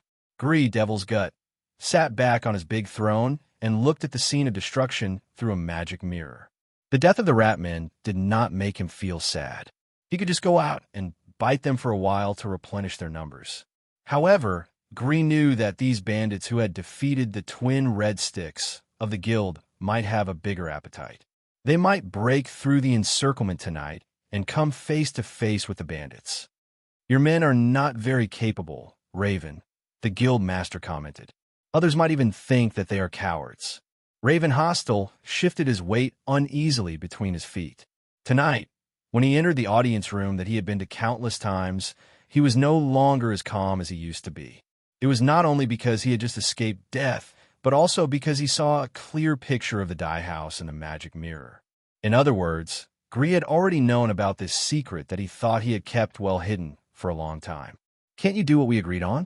Don't be too arrogant on the night of the full moon, and protect the guild's interests. Tonight, the guild's enemies are too strong. Raven Luxury could not help but play a trick. He stammered while defining the bandits who attacked him and his men as the guild's enemies. They can't, we haven't lost yet. Raven Luxury pretended to be anxious to get back at them. However, in his heart, he did hope that Gris could give him a chance and provide him with some support so that he could get rid of all the Ratmen who had slaughtered his underlings and trampled on his face. Gris was the one who had completely wiped out all of his troubles. Maybe you should go down and supervise them yourself. That way, your rats will do better, Gris said quietly. He did not say that he would let Raven solve the problem by himself, nor did he say that he would provide any help. However, the latter could not ignore the tone of the order or the threat. He bowed and rushed out of the room, slamming the door behind him. In fact, Gree was indeed a strict guild master, but even so, he could not put all the blame on the Ratmen. He was well aware of the details of the two groups of people who suddenly attacked Raven House Dye Shop tonight. That's right. When the head of the Ratmen thought that the mountain giants and the goblins were affiliated with Geller and the orc tribe that Geller had established, Gree had already recognized Uglu, the bandit leader of the mountain giants who had risen to fame in recent years. That was why he felt a little worried. If Gree and Ugula joined forces just to deal with Raven Luxury, then it would be a little too much to think of this gold medal fighter of the Alchemist and Potioneer Guild. Gree felt that they might have other goals that were more valuable. For example, his Alchemist and Potioneer Guild. But he could not understand. Two bandit leaders who made a living in the wilderness, who gave them the courage to come to the Alchemist and Potioneer Guild. It must be known that although this guild was not a large guild, in view of Gree's past relationship, it was indeed an official guild organization registered with the Scale of Perpetual Order. In other words, it was protected by the Scale of Perpetual Order, and any attack on the Alchemist and Potioneer Guild was a provocation to the authority of the Scale of Perpetual Order. In the Ash World, doing so was no different from committing suicide. Being able to make a living in the wilderness for many years without doing anything out of the ordinary, it was impossible that Gree and Ugulu did not know the rules. Could it be that they think that even if the Alchemist and Potioneer Guild were attacked and suffered losses, they would not dare to make it public and could only silently swallow this bitter fruit? Gree thought in his heart. He stroked the head of the imported leopard, lying at his feet while speculating. Perhaps because he was too absorbed in his thoughts, he accidentally scratched his pet's ear. The leopard was somewhat unhappy and growled twice. Gree suddenly retracted his finger, avoiding the leopard's light bite. Immediately after, A short knife for cutting meat appeared in his hand, and with a poochy sound, it pierced into the leopard's nerve center, ending its life. Clap, clap. Gree clapped his hands, and soon a few servants ran in. Seeing their master's gesture, they immediately worked together to lift the paralyzed leopard out. Not long after, a few more servants entered the audience room with sweeping tools and swiftly cleaned up the bloodstains and stains. Chapter 1064. Vogel Nosebites tugged at his beard distractedly. He was getting hungrier and hungrier. The thought of the beer and stew of the others in the lounge upstairs made him salivate. He touched his stomach. After all, he had not eaten for 5 hourglasses. Well, other than a loaf of black bread and a piece of hard cheese with chopped ham that he had brought down. But to Vogel, that was equivalent to not eating at all. As the tranquil one and master of thoughts Opanser, he hoped that the foreman Nosebites, his grandfather, would arrange for a change of guard quickly. It was really cold and uncomfortable to stay in this sentry post. Of course, the gray dwarf would not be uncomfortable with the underground environment, but the underground warehouse of the Alchemist and Pharmacist Guild was too cold for the standard storage environment of reagents created by the cryogenic fluid. Besides, he could not light a fire to warm himself. He knew that his duty was simple and easy. The sentry post was set up in the wall of the underground warehouse. There was only a row of observation holes that allowed him to see the entire environment of the warehouse. All he had to do was keep his eyes open while on duty and use the gray dwarf's innate dark vision ability to ensure that there were no thieves in the warehouse, most likely the kind who would steal from the guards. If he found any thieves, he would blow the horn. It was simple as that. In a way, this was indeed a good job. How much trouble could there be in a cold warehouse under the headquarters of the Alchemist and Pharmacist Guild? Ever since the Nosebites minced a few rat men who had sneaked in, there had been no more trouble. All right, the fear of those scoundrels probably hasn't subsided yet, Vogel muttered to himself in the dark. At the same time, to drive away the rising chill, he picked up the bottle and took a swig of Bergman's dwarf beer. He burped to show his satisfaction. It was a completely peaceful day. Vogel even took a nap this afternoon, but he was sure that he did not miss anything. This was one of the few benefits of being on duty alone. He could spend his free time. Before he returned to the lounge upstairs, no other gray dwarves would bother him with drinks and stories. The atmosphere of solitude allowed him to think more clearly, which was actually very helpful for studying the path of psionic energy. Now that he had awakened from his nap, his dwarven eyes were brighter, and his dwarven ears picked up the faint warnings hidden in the depths of the earth. He was well equipped to detect any trouble.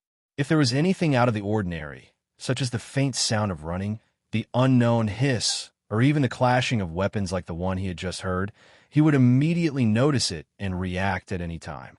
Wait, is there a sound? At first, Vogel shook his head, but he soon confirmed his judgment. Rumble, accompanied by the scattering fireworks. Vogel's snout was sent flying by an irresistible force.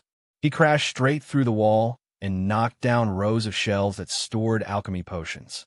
Although gray dwarves were known for their strong bodies like dwarves, Vogel still hurt his muscles and bones when faced with the power of a crate of fire grenades exploding at the same time, even though there was a wall between them. Damn it, if someone tells me that this duty is very leisurely, I'll definitely scold him for being a bearded dwarf to his face. Just as Vogel's snout was struggling to get up, an unexpected longsword stabbed into his mouth and came out from the back of his head. Not only did this strike interrupt Vogel's attempt to arm himself with his psionic powers, Vogel's brain was not made of stone. It would be ridiculous if he blew the horn to alert the people upstairs when there was such a violent explosion. At the same time, this strike also sent the severely injured gray dwarf away completely. Vogel. In the underground warehouse of the Alchemist Guild, a roar that was as loud as the explosion just now suddenly rang out. The Grand Elder of the Snout clan, Snout, led the Snout Squad, made up entirely of his descendants, and rushed into the underground warehouse like a whirlwind. Then he saw a scene that shook him to his core and made him furious. Damned half-orc bastard. I'm going to split you in half from your ass to your head. Snout, Snout, Snout glared at the murderer of his grandson, Vogel. As he cursed, he swung his double-edged, fine steel battle axe that was the size of half a door and rushed over. There are also a few gray dwarves from the Snout clan who surrounded him with swords, shields, or flintlocks. With Vogel's death, this matter had escalated from a guild matter to a personal grudge. Moreover, gray dwarves were not dwarves. They would not be naive enough to fight the enemy alone. Seeing the group of gray dwarves rushing towards him aggressively, Vogel turned and ran without a word. He even used the shelves in the underground warehouse to hide his figure. Of course, because gray dwarves had night vision and this half-orc was too big, it was not realistic to use the shells to hide his figure.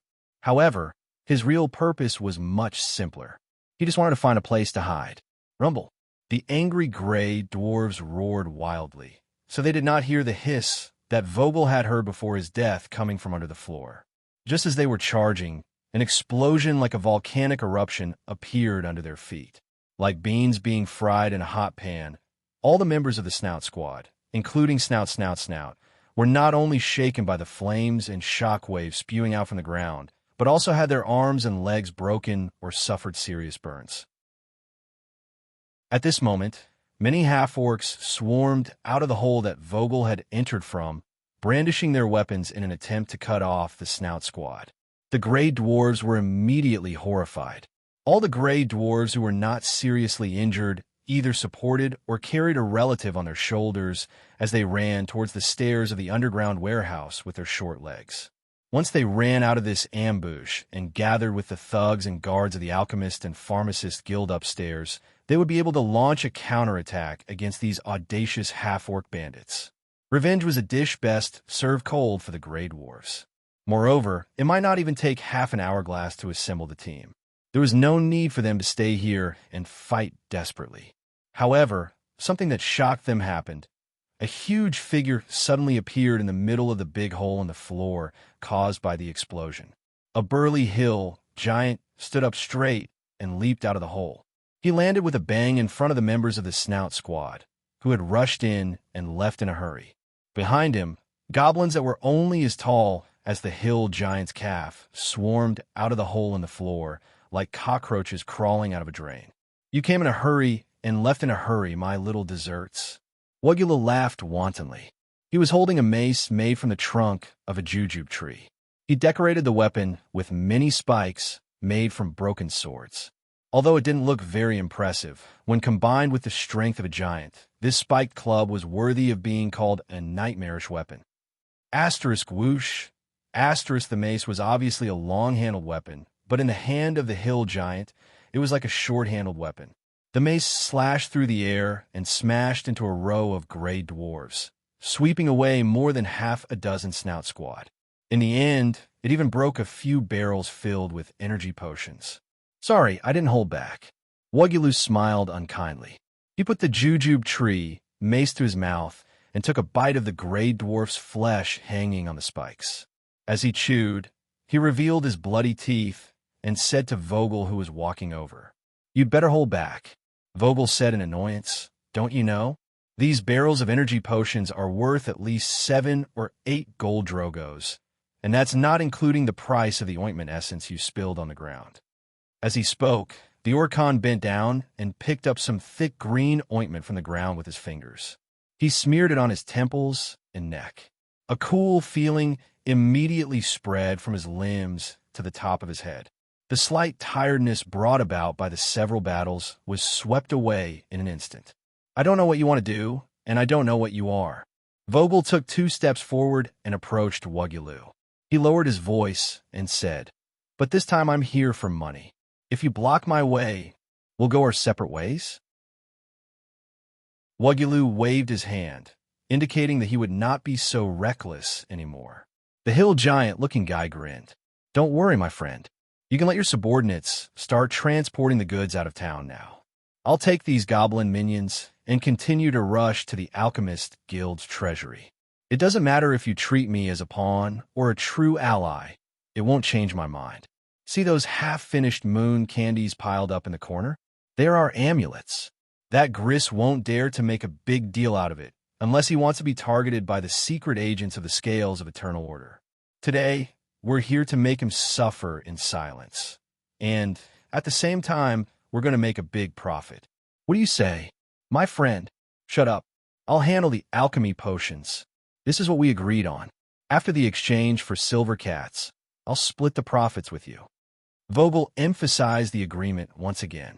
He did not see any sign of regret in the hill giant-looking guy's eyes. He then continued, Next, I'll let my people form a vanguard. You let those minions rush forward as the first wave of cannon fodder. My people will follow behind.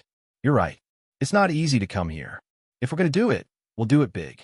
To hell with that son of a bitch's devil stomach. Let's empty his treasury.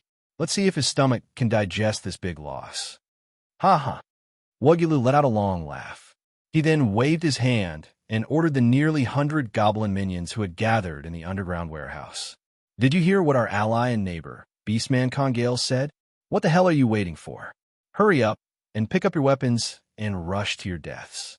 Of course, if you're lucky enough to survive, I'll reward each of you with 2 silver cats. It's enough for each of you to buy dozens of fat roasted chickens. For the next month, you can eat to your heart's content. Eat one, throw one away, it doesn't matter. Chapter 1065. In the dark staircase, the goblin minions with yellow spots on their green skin huddled together.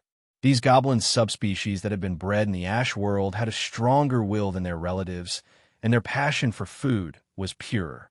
Therefore, even when they were attacked by the potioneers of the Alchemist-Pharmacist Guild from upstairs, they did not run away recklessly. They repeatedly stacked and weaved shields made of shrubs and branches and raised them high above their heads, forming the tortoise shield formation that was widely used in the armies of other races, but rarely seen among the goblins. Furthermore, according to their usual habits, these goblin minions had used clay, silt, and their highly concentrated urine to create a highly sticky paint before they launched their attack. They had meticulously patched up the shield. Although the smell of the shield formation was indeed quite terrible, this was also a fighting technique of the goblin minions. When faced with the alchemical fire oil, except for the canisters that exploded due to the high temperature, the rest of the alchemical fire oil that was quietly burning did not directly burn the shields and the goblin minions that were protected by them to ashes. Even if some goblins were scalded, the energy ointment that had been spilled on the ground in the underground warehouse could be used to save the wounded. In the end, they were able to rush into another important space in the underground building of the Alchemist Guild. They came to a space called the Potion Testing Field. This was a place used to test the effects of various new alchemy potions. There were hundreds of isolated stalls and a separate arena for fighting beasts. Every week, the hunter and farmer guilds would send some live beasts and livestock here. The former would be used to test the effects of the potions, while the latter would mostly be used as the food of the former.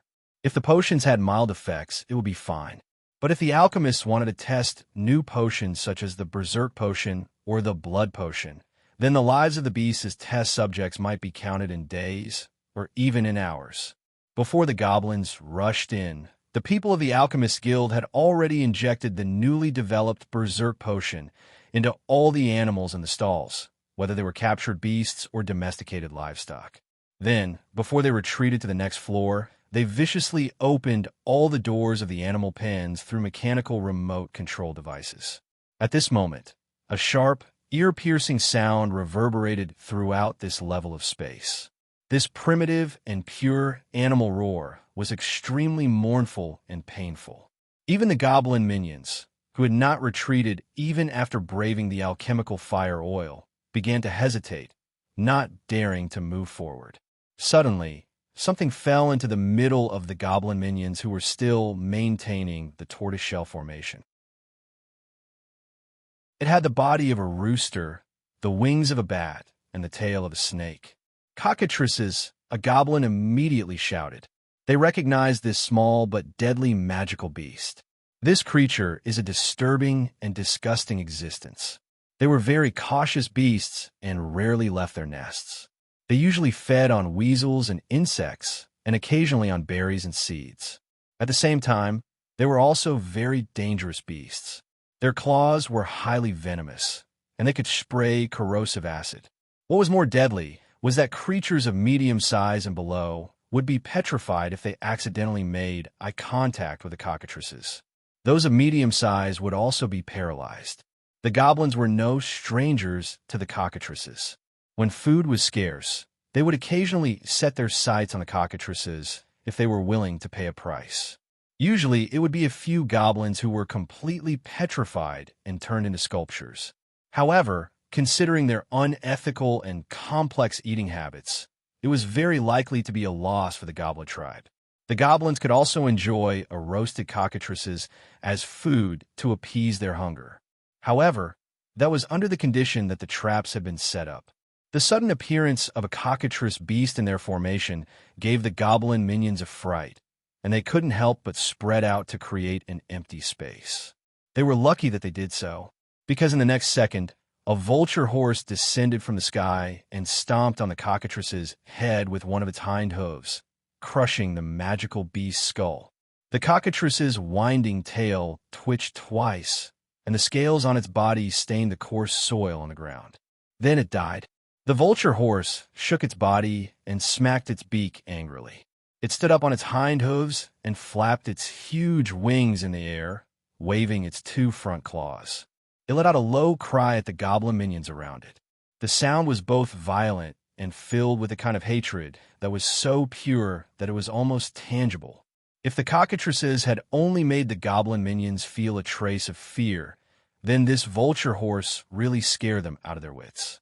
As everyone knew, goblins had an instinctive fear of horses and creatures that looked like horses. Therefore, when a vulture horse suddenly landed in the middle of the formation, the turtle shell formation that the goblins had been maintaining was broken. Even if they did not scatter in all directions, it was as if they had lost their backbone. They were no longer as brave and vigorous as before. Moreover, because the formation was scattered, the goblin minions around them would be taken away by the beasts injected with the berserk potion if they were not careful. Some would be thrown to the ground, and some would be strangled to death by their tails. There were actually more casualties than when they were burned by the alchemical fire oil. This is a little embarrassing. Walking to the potion testing field, Wugulu caught a glimpse of his goblin minion's cowardice in the face of the beast's attacks. For the first time, he made a self-deprecating remark. However, he did not rush directly into the battlefield where the battle was taking place. Instead, he began to size up the layout of the potion testing field. This underground space seemed to be built with some light stones and hastily assembled wooden planks. Large and small metal cages filled most of the space, and they were all wide open. Above them was the first floor of the Potion Alchemist Guild.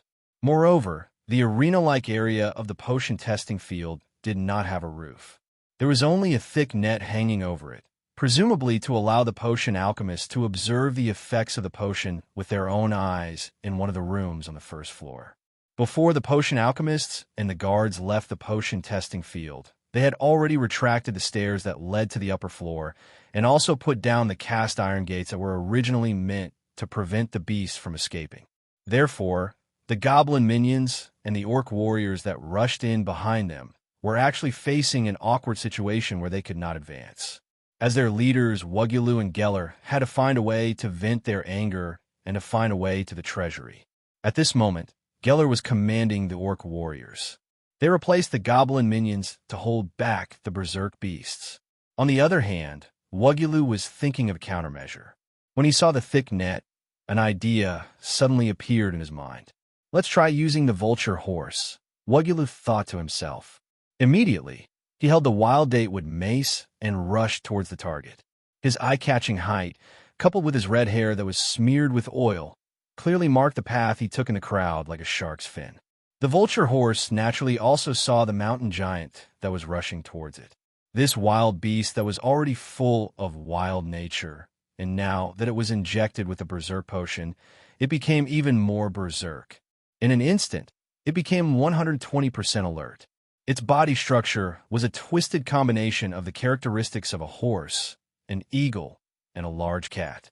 Although its once bright reddish-brown feathers had become dull due to filth Its alert nature did not weaken in the slightest. Wugulu swung his mace and smashed it towards the vulture horse. The latter immediately leaped to the side, and Wugulu continued to swing his weapon in pursuit. As one chased the other, the vulture horse finally realized that it could not play hide-and-seek with a mountain giant on the ground. That was really too dangerous and too depressing. Thus, it howled and suddenly jumped into the air, flapping its wings like thunder.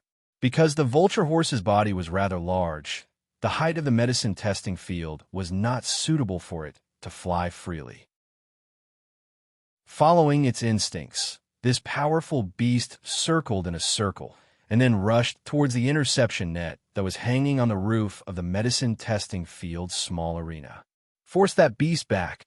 The guard on the first floor of the Alchemist Guild noticed this, and some of them started to shoot with crossbows. However, because they did not want to kill the vulture horse, but only wanted to force it to land between the orcs and the gnomes to cause destruction, the crossbows that shot through the interception net only scratched the vulture horse's skin a little. Some of the alchemists also helped. Among them, some of them threw some poisonous smoke balls that emitted a pungent smell at the vulture horse. When the vulture horse smelled the odor, it let out a neigh. Still instinctively, this beast with brute strength wanted to land on the ground. But at this time, Wugulu had already rushed to its body in 2 or 3 steps. The mountain giant's 2 legs exerted strength as he jumped high, and the wild date with mace in his hand smashed into one of the vulture horse's hind legs. The spiked mace not only smashed the vulture horse's ankle, but also tore off a large piece of flesh from its calf.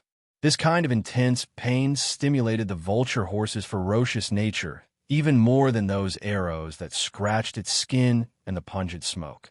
It let out a blood-curdling scream and then flapped its wings even more resolutely than before, once again crashing into the thick interception net. This time, it started to use its sharp front claws to scratch at the interception net, not caring about the arrows and poisonous smoke balls that poured down from above. Finally, with a ripping sound, the vulture horse tore a huge hole in the interception net. Helpless, the guards on the first floor of the Alchemist Guild could only shoot the vulture horse's head with a crossbow arrow. The arrow pierced through its eye socket, killing it instantly. But what the guards didn't expect was that this wild beast would actually hook its claws into the interception net before it died. In this way, when its wings stopped flapping and its heavy body fell, it tore the interception net into 2 halves from the hole in the hole. The net fell to the ground, and coincidentally, it formed 1 or 2 rope ladders. Use the alchemical fire oil, quickly. Burn this interception net. We can't let those bandits climb up. Someone shouted. But before those alchemists could bring out the alchemy fire oil, 2 silhouettes jumped out of the hole in the net one after the other. The mountain giant Wugulu and the beastman Gale didn't hide after discovering the opportunity and directly rushed over to open the path for the army behind them. One of them wielded a wild datewood mace, while the other wore a pirated fanatic armor and held an enchanted longsword. They quickly cleared away the guards and alchemists on the city wall that were trying to prevent the beastmen and goblins from climbing up. Their tacit understanding was like flowing water. Chapter 1066. Sticking close to the wall, little D-Jin slipped into the mixed area that he rarely came to in the past. Strangely enough, although he was a bar by profession, his real performances were basically in other places. When he first started in this profession, his ability was not enough to create a wonderful performance. After traveling to many countries and accumulating a stomach full of stories and storytelling skills, the first thing he did when he returned to Thundertooth Town was to buy a shop for himself. Every day, he would open the shop to welcome customers and no longer have to suffer the wind and sun. An unbelievable crime. D-Jin was silent in his heart. He did not use the word evil, which had a broader meaning, but used the word crime to measure the bottom line of society's moral standards. Although after a series of investigations, he had basically confirmed the truth of the matter, but he still could not understand why someone dared to test the bottom line of the scale of perpetual order. In particular, the Alchemist and Pharmacist Guild was a legitimate guild. How dare they refine moon candy for profit? In order to end his story, in order to give an explanation to the little girl who died tragically, the bard first went to the place where the caravan was killed and circled a few particularly likely candidates for the bandits. Then he used his celebrity influence to visit some of the fan groups that were particularly fascinated by his story, such as the captain of the city guards in Gnome City and the manager of the broker who had connections with some of the black market merchants. He obtained bits and pieces of information from them. Following the clues, Dijin finally determined that the moon candy was from the mixed area of Thundertooth Town. Due to the difficulty of refining moon candy, there was no doubt that the only group in Thundertooth Town that had the ability to refine this alchemy product on a large scale was the Alchemist and Pharmacist Guild. At the same time, Dijin, who secretly returned to Thundertooth Town during the day, also heard a piece of news. Gale, the orc who once dominated the streets of the mixed area, had returned. It was said that Gale had been very close to a mountain giant named Ugaru in the past few years, and the latter's subordinates were goblins and gnolls. In terms of storytelling, all famous bards had an unimaginable talent, and Dijin was no exception. Therefore, it did not take much effort for him to connect the many possibilities together and piece together a conjecture that was almost the same as the truth of the matter. He was almost certain that Aguru was the one who killed the little girl's family. Because he found the moon candy in the caravan, he went to find the orc Geller. The two bandit leaders hit it off and were ready to do a shady business together. They have calculated correctly that the Alchemist and Pharmacist Guild will not dare to make a fuss about it, Dijin thought to himself. The two groups of people have joined forces to attack the guild's headquarters in order to obtain the gold drogo and silver cat that the guild has accumulated through crimes. He lowered his body and slipped around the corner of the street, sticking close to the wall of the Alchemist Guild's backyard. At this time, little Dijin no longer had the small rattan box that he had specially prepared for traveling. He was clothed in a dark brown hooded robe, and in the pockets of his robe were safely stowed the instruments of the troubadours, such as drums, castanets, flutes, scythes, crossbows, and so on. Gree, the devil's gut, walked out of his room. Two guards pushed open the iron hoop door that was as tall as two people and stepped into the corridor on the top floor of the Alchemist and Pharmacist Guild. He decided to solve his own problem personally. He was holding a cube-shaped runestone in his hand. Although it was still gray and in a dormant state, there might be a few sporadic magic flames dancing in its depths. Only Gree-keen and insightful eyes could detect them. Indeed, in the eyes of those who had not received special training, it was just a piece of inferior glass with strange 14 sides, like a cheap prop used by a juggling clown. But in fact, in order to get the original crystal used to make this runestone, Gree had spent nearly 200 gold drogo. Yes, it was gold drogo. It was a huge sum of money equivalent to more than 4,000 silver cat. Gree had also spent a lot of money to cut and polish the runes into the required shape, as well as to hire a master sculptor to carve the runes on moonless nights. The powerful runes in the crystal were exchanged with blood and pain, and even Gree owned blood. Now it was time to see if this deal was worth it. Gree thought to himself, now is the time to use my new toy. He quickly bit his thumb and drew the runes of the runestone in the air. With a skillful technique, he opened the seal on the runestone. Under the double effect of the excitement in his brain and the boiling magic energy in the runestone, he almost felt no pain. When he pressed his bitten thumb on the top section of the runestone, the blood that flowed out turned into an ominous black. At the same time, Gree chanted a powerful word, and the drop of blood immediately evaporated into a pungent smoke, forming a skull-shaped mushroom cloud. The carved runes shone as if they were alive. The green lines brightly illuminated the outline of the runes, and then gradually disappeared into a less terrifying but still visible light. Gree quickly and skillfully repeated the process on the other 7 sections of the runestone. After he was done, he carefully held the fist-sized runestone in his hands.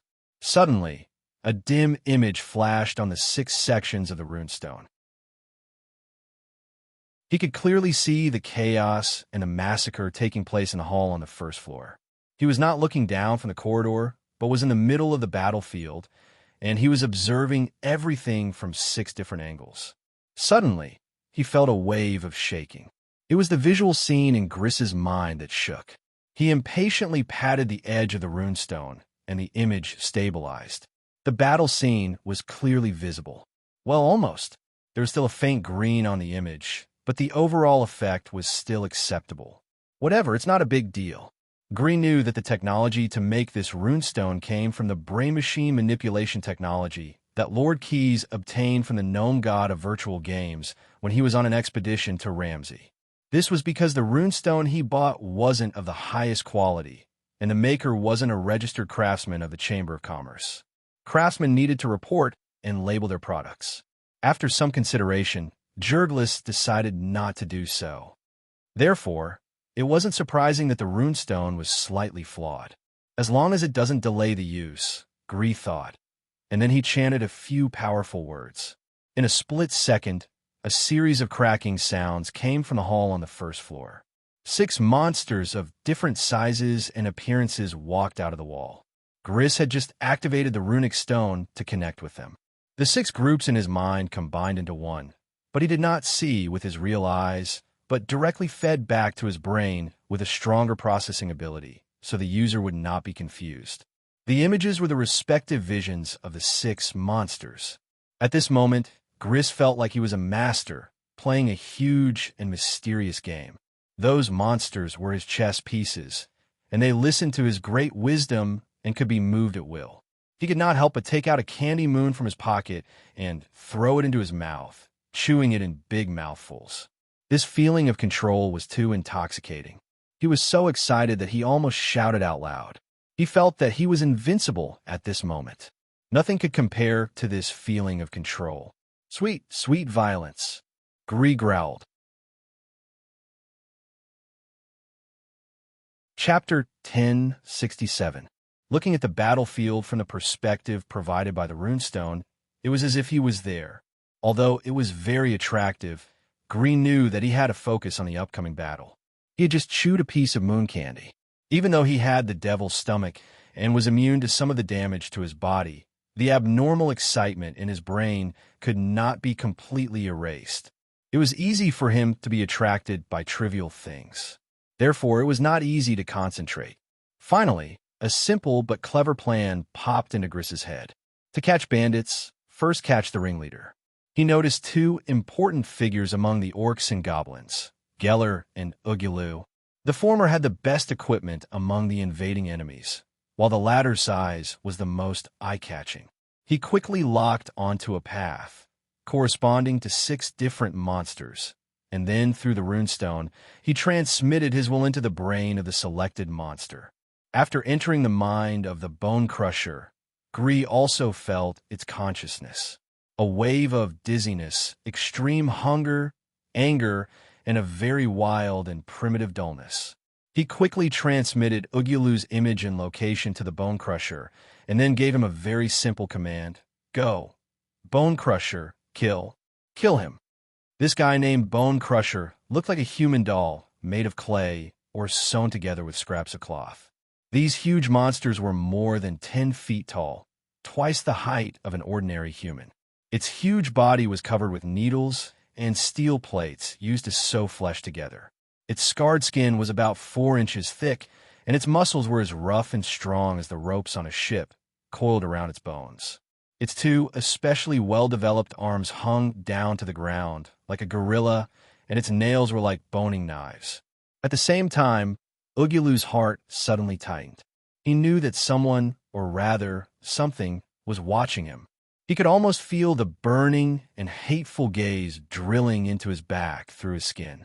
Were they the 6 flesh demon statues that appeared out of nowhere? Was it one of them, or all of them? Although he disguised himself as a hill giant, he was still a demon from the 9 prisons of Bader. He smelled a familiar scent from the 6 things at the same time, as well as the stench of demons without even thinking. It was precisely because of this that Ugulu had raised his guard to the highest level, even though he seemed to be enjoying the fun of the battle. His premonition came true. Ugulu saw Bone Crusher charging towards him. Its shoulders were as wide as the carriage, and its muscular arms were so long that they almost touched the ground. Its hands had twisted and sharp claws that looked like they could easily tear through armor. Its thin and dirty fur had large boils full of pus. Its scarlet eyes stared straight at his own eyes, full of crazy and bestial hatred and anger. Whether it was the goblin minions or the half-orc warriors, they were all sent flying by his claws, as if they were rubber balls thrown into the air. "Come on, you damn bastard!" The hill giant swung its club made of jujube wood, intending to give the monster a good smack on the head. As Bone Crusher got closer and closer to him, Wugulu could smell the stench that came from the bottomless abyss coming from his opponent. This made him feel an impulse that he had not felt in a long time, and he almost revealed his true form. However, just as his club was about to touch Bone Crusher's head, a burning pain suddenly came from his ankle, stimulating his nerves. There was a foot-long and deep wound on his ankle, and the blood that flowed out had turned black. To make matters worse, as the pain passed, not only did his ankle become swollen, but it also showed signs of paralysis. At the side of Wugulu's body, a giant beetle about the size of a large mastiff had appeared out of nowhere. Its entire body was covered in sharp thorns, and its hard carapace was constantly changing colors. It had 3 pairs of razor-sharp claws and a razor-like jaw. Its head and abdomen were upright like a human's, and a pair of mutated front claws crossed in front of its chest, like an assassin holding 2 scimitars. He's so damn rich to be able to buy the flesh of an assassin demon to make something like this, Wugulu cursed in his heart. However, he did not dare to be careless, because the giant beetle's body flashed, and it once again became one with the surrounding scenery. The ape-like monster called Bone Crusher had already closed in, and the hill giant could no longer hit it with his club. Wugulu had no choice but to temporarily throw away the jujube wood club in his hand. He reached out with both hands to grab Bone Crusher's wrist, preventing it from slapping his body. This scene was clearly seen by Gris, who was standing in the corridor on the top floor. He looked down at the hall on the first floor with his naked eye, and used the multiple perspectives that the runic stone gave him to directly observe the movements on the battlefield. Bone Crusher and the Beetle Assassin are definitely not as simple as 1 + 1 = 2. The situation here is set. Next, it's time to deal with that guy called Geller. Thinking of this, he looked again at the guild guards who were fighting with the goblins and half-orcs' allied forces. They were protecting a few alchemists and pharmacists as they fought and retreated. Gris could not help but frown. Then, he ordered the attendant beside him. "Pass a message to Raven Thief for me. Say, if you and your bunch of rats don't go up now, then you don't need to go up and fight anymore." After that attendant received the order, he quickly ran to the end of the corridor, where the sound transmission lizard's special pipe was. He opened the whirlpool of the brass pipe and grabbed a sound transmission lizard from inside. He used his finger to draw a few strokes on the thorns protruding from its back, according to the rules, making it forget the content that it had previously imitated. Next, he could record the message that he wanted to convey. Then he fed this little guy 2 dried insects and softly repeated the message that he wanted to convey. Finally, he put it back into the brass pipe and tightened the knob again. Not long after, a group of rat men rushed into the first floor of the Alchemist and Pharmacist Guild. Each of them looked as if they had been injected with chicken blood. Raven Thief once again gathered his remaining underlings and forcefully injected them all with a berserk potion, so that they could send themselves to their deaths with a clear conscience.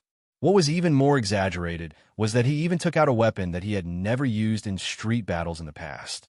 "Blast them!" Raven Thief shouted at the top of his voice. A small group of rat men immediately separated the crowd and pushed the 5-barrel organ cannon that was mounted on a 2-wheeled carriage to the front of the group. Without waiting for the guards who had received Gris's order and were retreating in an orderly manner to leave room for the rat men to fight, Raven Thief ordered his underlings to fire the organ cannon and run. Bang, bang, bang, bang, bang. Once the cannon was ignited, the gunpowder in the 5 barrels was fired one after another.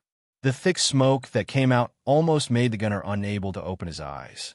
The iron sand that had been used as cannonballs formed a fan shape and covered almost half of the guild hall.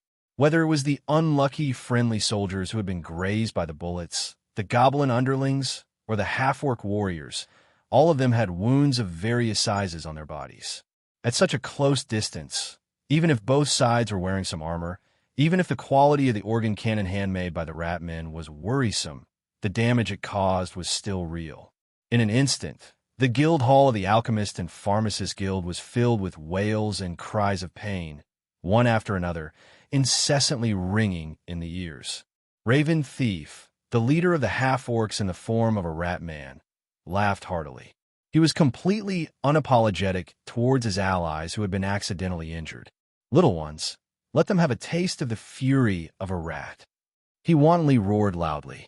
It was as if he was not the one who had been forced to lead the suicide squad to their deaths, just because of Griss's order.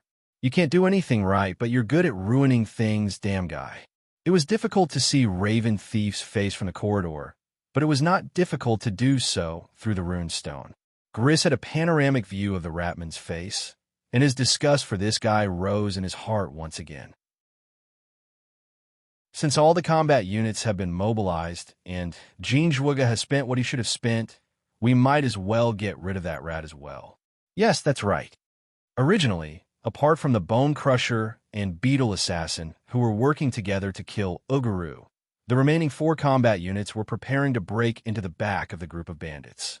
Although they had been charging at the front, after coming to this floor of the guild hall, Geller had magically appeared behind many of the half-orc warriors to behead their commander, the ugly half-orc who arrogantly called himself the Khan. But now, when Gree felt that he could no longer tolerate the arrogant and despotic face of Raven Hooligan, possibly due to the side effects of the moon candy, 2 of the 4 combat units immediately slowed down their advance. When Raven Thief led the rats into the battlefield, the distance between the 2 combat units and the rat man in the form of a rat was naturally a lot closer. These 2 combat units, one was called Splithorn Bull, and the other was called Flintlock Soldier. Like the Bone Crusher and Beetle Assassin, there were also weapons pieced together with the flesh and blood of demons and demons. The former had the appearance of a yak draped in snow-white fur, with a heavy armor embedded with rivets. The pair of curved horns on its head were broken, made from the materials of a certain demon. After it was fitted to the head of the split-horned yak, it was still spewing white-hot smoke. It held a flail in its hand that looked like a chimney. With a casual swing, it could break the bones and tendons of a goblin minion. The latter, on the other hand, looked like a dwarf. But even with the dwarf's boorish aesthetic, this monster that was covered in a layer of devilish echinoderm and sewn together like a swarm of earthworms was actually quite ugly. It carried a platform on its back, and on top of it was a steam-repeating crossbow. Any enemy that approached, it would be met with a shower of arrows. In its hand, it held a trident gun that was much taller than it was. It could be used as a weapon for close combat, and at the same time, it could also shoot from the ground. Chapter 1068. In the guild hall, the huge door that connected to the outside world had been tightly shut. A steel mesh gate and a cast-iron door had fallen down, blocking everyone's way out. When Raven Thief returned, the guild guards and other alchemists all retreated to the corridor on the 2nd floor of the guild hall. Perhaps out of consideration for safety, or perhaps because the ratmen's rapid barrage of friendly fire had really angered them. The guards had set up deer firewood and flintlock muskets on the stairs leading to the 2nd floor of the guild hall. Anyone who dared to come close, whether it was the bandits or the ratmen, would be mercilessly shot down by the guards. Now, the entire guild hall was like an arena filled with people. The air was filled with the smell of sweat, rust from blood, and the nauseating stench of excrement. The wails of the injured, the cries of the fierce battle, the clashing of weapons, the firing of flintlocks and crossbows, and the strange chattering of ratmen, all converged into a terrifying melody that could be deeply engraved in anyone's memory. Little ones, charge! Raven Thief loudly gave the battle order. However, his seemingly brave and vigorous way of commanding with a strong street fighting style was very easy to target on the battlefield at this time.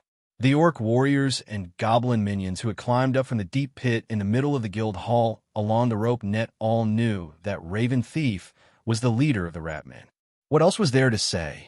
No matter how stupid the orc was, or how confused the goblin was, at this moment, they all knew that killing this Ratman leader would definitely be a great achievement.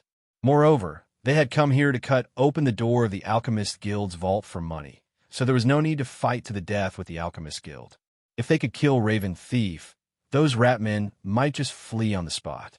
Therefore, the half-orc warrior who wanted to hack him to death with an axe, the goblin lackey who wanted to take the time to open a few holes in his body with the muskets, flintlocks, or crossbows they had seized, and the half-orc Congail, who grinned hideously as his armor surged with power and was ready to personally deal with the scoundrel who had slipped away from his hands.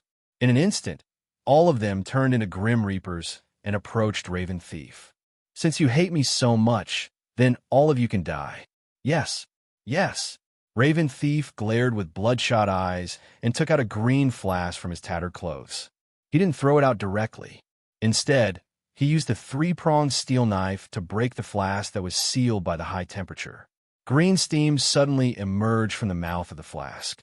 He smashed the flask on the ground, and green smoke immediately gushed out like a geyser. Then his figure flashed, and he immediately hid behind an orc warrior. At the same time, he didn't forget to use his trident to open 3 holes in his shield. Under the pain, the orc warrior opened his mouth wide and inhaled a large mouthful of the rising poisonous smoke. Woo-woo! Ugh! Suddenly, black blood flowed out of the orc's eyes, mouth, nose, and ears. Translucent boils grew on his face and other exposed skin. This scene startled those who were about to rush over and kill Raven Thief. Everyone, including Gale, stayed far away from that strange and sticky steam. At most, they continued to shoot at Raven Thief with their long-range weapons. But this orc in the form of a rat laughed and hid in the steam as if he was taking a stroll. The crossbow bolts and bullets shot at him all lost their target, and that green smoke seemed to be under Raven Thief control. It condensed and didn't disperse, and unhurriedly swept towards the fighting crowd around him. Before leading the charge into the Alchemist Guild's hall, Raven Thief once again filled himself with gunpowder. At the cost of permanently losing a part of his life force, he used a large amount of gunpowder twice a day to achieve a short period of time double the strength of his body. Coupled with the high-quality vitality ointment and detoxification potion he bought from the Alchemist Guild, he achieved the miraculous effect of being able to freely control the poisonous spore cloud without being harmed. Similar to the accordion cannon's rapid fire, the damage caused by the poisonous spore cloud didn't distinguish between friend and foe.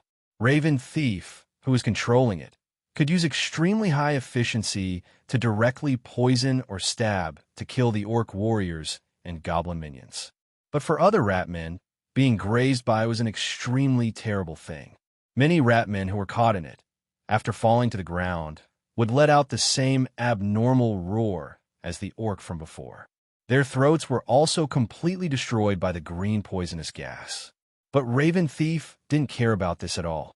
For this, he had paid the price of permanently losing a part of his life. Therefore, it wasn't too much for the other ratmen to accidentally lose their lives. What a damn guy.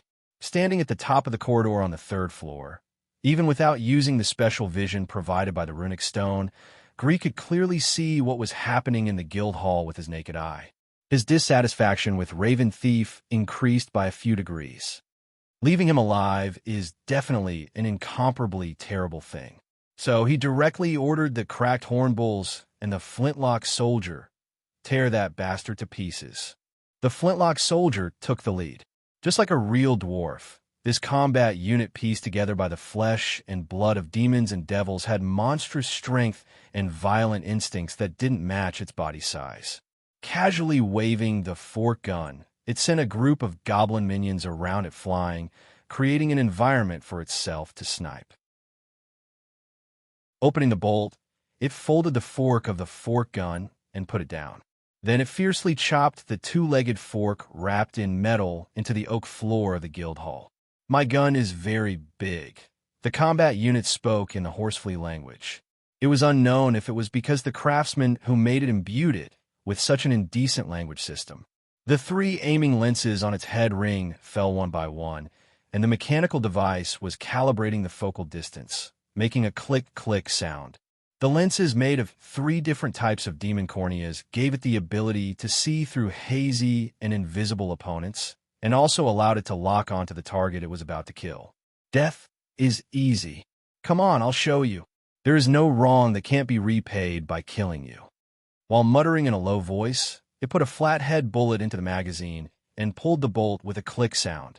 It only took less than 2 seconds to lock on to Raven Thief, who was hiding in the spore poison cloud. Without hesitation, the flintlock soldier immediately pulled the trigger. Bang! Even with the fork as support, there was still a huge recoil from the barrel of the gun. The flintlock soldier, whose shoulder was pressed against the gun handle, was pushed back a step. However, he did not check the effect of his sniping. Instead, he immediately pushed the wheel of the steam repeating crossbow on his back and inserted a special crossbow arrow into the firing position. Whoosh! The steam repeating crossbow was fired, and the crossbow arrow shot straight at the spore poison cloud. However, this crossbow arrow was not aimed at Raven Thief, but at the center of the spore poison cloud. Accompanied by a pop sound, the crossbow arrow's arrowhead broke.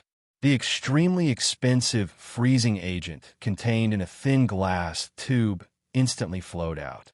The water vapor in the surrounding air automatically condensed into water droplets when it came in contact with the dark blue liquid. A negative pressure area instantly formed in a radius of a few yards. The green spore fog was instantly compressed to the center, and then the poisonous smoke and vapor were condensed by the water droplets and fell to the ground, thus dispelling the spore fog. Raven Thief's figure was revealed. One of his arms was dangling by his side, showing an unnatural crease. Because his body senses were enhanced by the gunpowder, he was able to raise his arm in time to block the bullet before his head was about to explode. That King hurts. Raven Thief's face was full of veins. He coldly glanced at the high and mighty president, then clenched the 3-pronged knife in his hand. He was about to recklessly charge at the musketeer who had just killed him. He wanted to chop him into pieces to vent his anger. However, before this tyrannical idea could be put into practice, a new trouble came knocking on his door. A yak that seemed to have sprinted out from the shadows and landed on Raven Thief's body. Without a doubt, it was the split-horned ox. When making this combat unit, the craftsman sewed some essence extracted from the shadow demon into its body. This allowed it to travel between the shadow realm and the material world. The premise was that when it was in the shadow realm, it had to maintain a running state. Once it stopped, it would be trapped there. Of course, crossing such a short distance across the guild hall would not exhaust its stamina. It maintained its sprinting state, and the huge kinetic energy it carried was released on Raven Thief's body at the moment of contact, causing the rat half-orc, who weighed about 120 pounds, to fly high into the air. Not only that, but the cracked horn ox also leaped high into the air, swinging the smoke-hole-shaped flail in its hand and smashing it down on Raven Thief's body, smashing him back to the ground and bouncing around like a rubber ball. The flintlock soldier attacked first, and the split-horned ox sprinted forward to finish off the enemy. This was the best combination of these 2 combat units. If it was the other way around, it might also work, but it was not as safe as this method. Gree continued to control the cracked horn bull to trample on Raven Thief's tattered body. At the same time, he gave the order to the last 2 combat units that had yet to display a stunning performance to attack the Orc King Gale. Chapter 1069. The Wanderer and the Dried Skeleton General. Under Gree's extreme control, the 2 combat units were chained into the battlefield at the same time. The former was a humanoid creature wrapped in inch-thick steel armor. It wore a heavy helmet with 2 straight spiral-shaped horns on its head. It held a heavy saber that was as wide as a palm and more than 6 feet long. The main material used to make it was the steel demons and blood-armored demons in the 9 prisons of Bader. The craftsman had welded the steel armor remains of more than 10 steel demons into the shell of the Wanderer and filled it with the blood and flesh of blood-armored demons. A skeleton admiral was somewhat similar to a Wanderer. It was also made from steel demon, but what filled its core wasn't the flesh and blood of a sanguine fiend or any other devil or devil. Instead, it was filled with bones plucked from a bone fiend. Its appearance was very similar to Wanderer's, and it was also covered in steel armor. However, under its helmet, there was a skeleton without a trace of flesh. 2 wisps of dark green fire burned in its eye sockets, never extinguishing for even a second.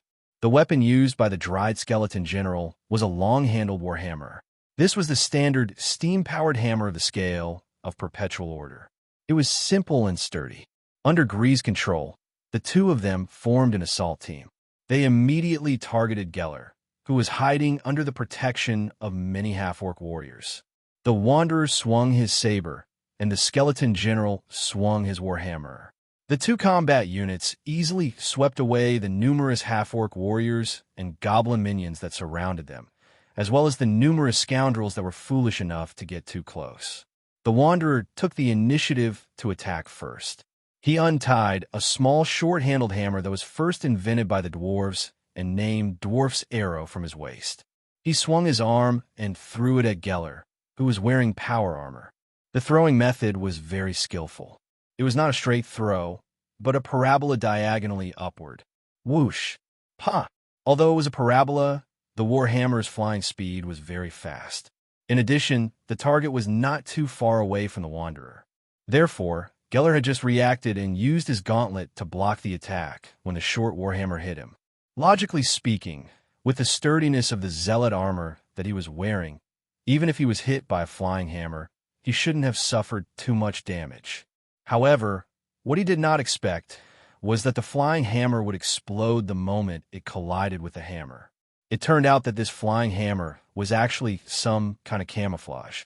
When it hit Geller's gauntlet, it immediately triggered the hidden runes inside. The abundant electrical energy stored inside the short warhammer suddenly found a vent and rushed into the power armor Geller was wearing. At this moment, the difference between pirated equipment and genuine equipment could be seen.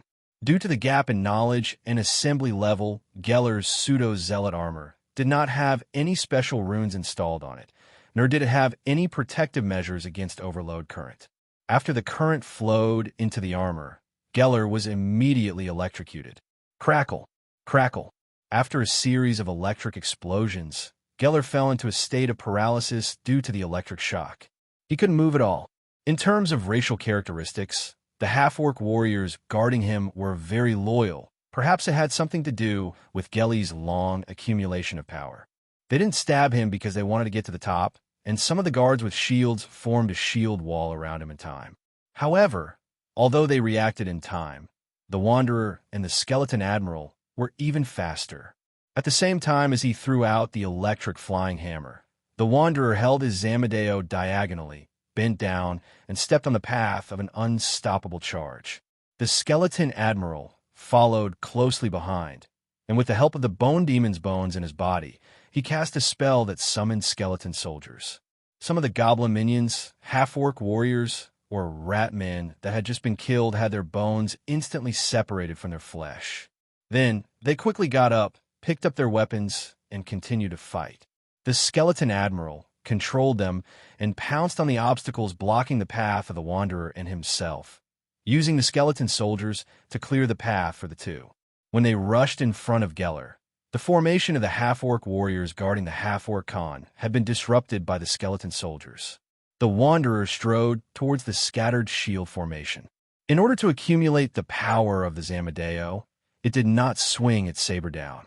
Instead, it relied on the heavy armor on its body and the force of the impact to directly smash through the shield formation, opening a path for itself. The one who really finished off the guards was the Skeleton Admiral, who was following behind. He swung his steam-powered hammer and swept away the half-orcs who were in formation. Those who bore the brunt of the attack, even their shields, armor, and most of their chests were smashed into a pot of rotten meat soup by the steam-powered sledgehammer. After the skeleton admiral's attack succeeded, its skeletal head kept nodding as its pale chin opened and closed. It was as though it was laughing maniacally. Perhaps it was saying, "This is a little interesting," but it couldn't make a sound. Following that, it dragged its steam-powered hammer and took a big step forward. At this time, the Wanderer's heavy Zamadeo also slashed down at Geller's head. At this critical moment, although the half-orc Khan was still in a state of paralysis, he still tried his best to tilt his neck to avoid the Zamadeo's furious slash, allowing it to cut into his shoulder armor. The heavy Zamadeo was deeply embedded in Geller's shoulder armor. However, even though the zealot armor Geller was wearing was a bulk product, the various parts were still removed from the original zealot armor. The shoulder armor was as thick as a finger, and the material was a special kind of steel alloy. As a connecting component, it was also equipped with a spring structure to absorb kinetic energy. Therefore, even though this piece of shoulder armor had been destroyed by the Wanderer's saber, the blade ultimately failed to cut into Geller's flesh. It only smashed into his shoulder blade, causing it to hurt as though it had been fractured. Creak! Creak! The Wanderer twisted and twisted with force, then quickly pulled out his saber. With a paw sound, he cut off the damaged shoulder armor. He quickly crossed his two palms, twisted his waist, pushed his right arm forward, and pulled his left arm back. He wanted to behead Geller directly. Without any communication, the skeleton Great General also approached Geller's side. This combat unit had inherited the insidious characteristics of the Bone Demon, which was its core material. Seeing that the Wanderer was about to violently behead Geller, it immediately stretched out its palm. Nether Soul Critical Strike. The negative energy that had been in the air for a long time condensed into a ball in the palm of its hand, and it smashed towards Geller like a missile. It had already noticed that the half-orc was about to recover from the paralysis caused by the electric flying hammer, so the skeleton admiral wanted to add another negative status on him to assist the Wanderer in beheading him. After using the Nether Soul Critical Strike, the steam-powered hammer was also swung in a backhand motion, sweeping towards Geller's waist and abdomen. Attacked from above and below, Geller's life was hanging by a thread. Chapter 1070. There was great horror between life and death. Geller, who was horrified to the extreme, clenched his fists at an unimaginable speed and activated the few special function modules of the power armor on his body that were identical to the original Fanatic armor, with a special movement command. Following the completion of the command, two stimulant needles popped out at once and pierced into his body with a PU-PU sound. Almost at the moment when the Wanderer's heavy horse-chopping sword slashed his neck and the skeleton general's steam-powered hammer hit his waist, the two precious stimulants removed from the original Fanatic armor came into effect. This stimulant was a product of the scale of perpetual order that was not for export. Its actual effect was much stronger than the similar rage potion. In order to bribe the craftsman who specialized in scrapping this kind of potion, Geller paid a total of more than 60 gold drogs. This was definitely a huge sum of money. If one had to forcefully convert it, the gold content of more than 60 golden Drogon daggers was basically equivalent to more than 2,000 ordinary gold coins, which were called calamity coins by Otherworlds. They were of very ordinary quality, and the more direct manifestation of the purchasing power was that this amount of money was even enough to buy a sizable noble mansion in Bite, the current central city of the Ash World. When it came into effect, while Geller kept his mind calm, his body's various functions and reaction speed directly increased by at least 3 times. The moment the axe touched his body, the half-orc had already exerted force on his feet. Together with the power armor that entered the overload mode at the same time as the stimulant module was activated, he was like a dexterous leopard cat as he dashed out 7 or 8 yards away. His heart beat vigorously, pumping blood to his limbs and bones, and then returned to his heart.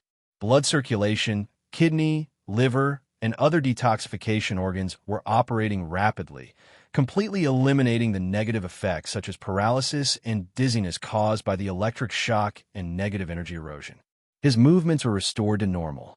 Not only that, but his brain was also operating quickly while remaining calm. These two man-made monsters are the type that I'm not good at dealing with. They have high attack and thick armor. The two monsters that Agiru faced were also the same. They are also the kind of enemies with high-speed movement that he is not good at dealing with. Obviously, Gris, who is controlling these monsters, has been observing us for a long time. Geller thought for a moment and came up with an idea. It's stupid to let them do this. We must reverse the current situation. Stupid big guy, Geller roared. With his jumping ability and the assistance of the power armor, the half-orc suddenly leaped across the literal, scorching battlefield and came to Agiru, who was wrestling with the Bone Crusher while relying on his anti-poison ability to resist the poisonous pincers of the beetle assassin. Let's switch opponents. I'll deal with these two, and you'll deal with my two enemies. After saying that, Geller waved his long sword that was burning with brilliant flames. With a clang, he helped Wugula block the sneak attack from the beetle assassin from behind. The half-orc, Kama Geller, Geller, Geller, Kama Geller, Geller, Kama Jiger Geller, Kama, Geller. The enchanted longsword was not swung, but because it was fast enough, Geller's cutting power was still strong even when he held it horizontally. His turn cut across the seam of the 3 pairs of legs of the beetle assassin and cut a large gap in the tendons and tissues inside. The beetle assassin moved forward slightly, and 2 of its asymmetrical legs were directly broken, and the other 4 legs were also crooked. It won't last long. Geller knew that he could not maintain this stimulant state for long.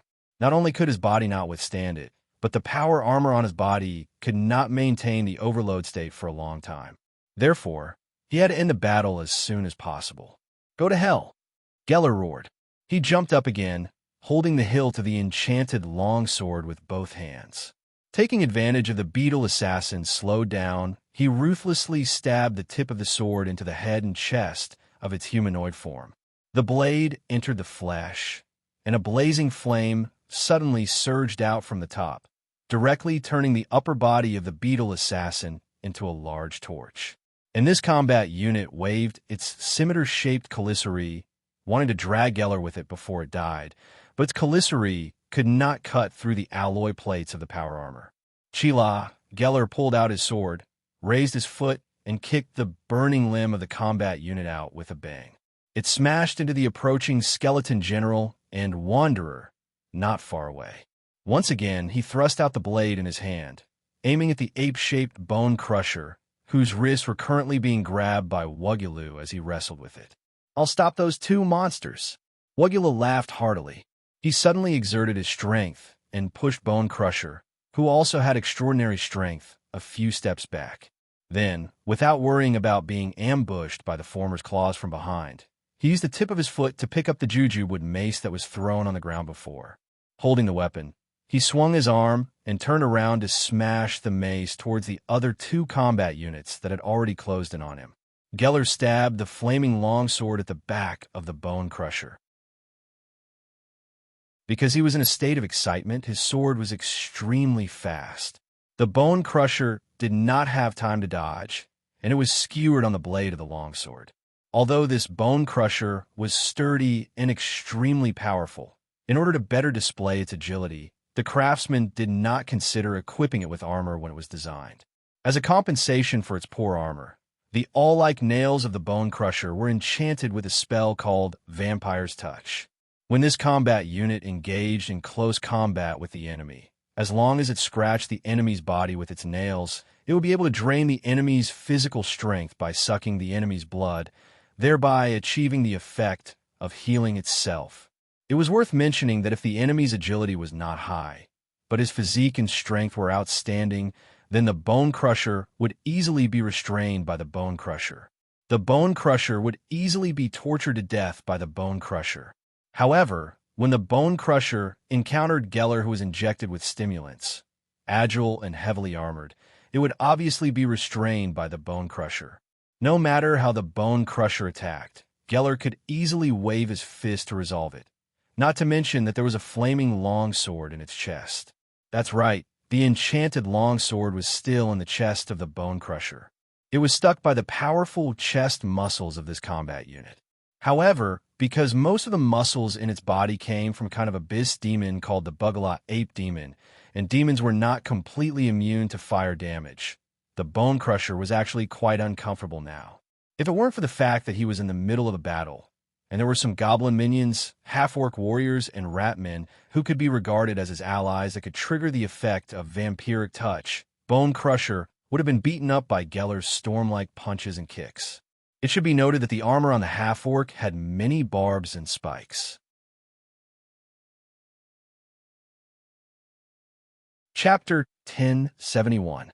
Gree Devil's intestines had just experienced a sharp pain.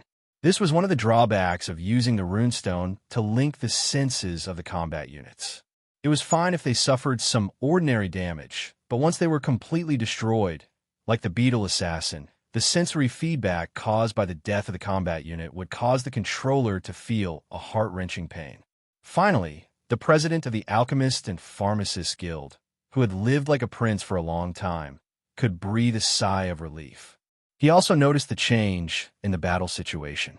After Geller adjusted his battle strategy, he made full use of his advantages and swapped enemies with Ugulu.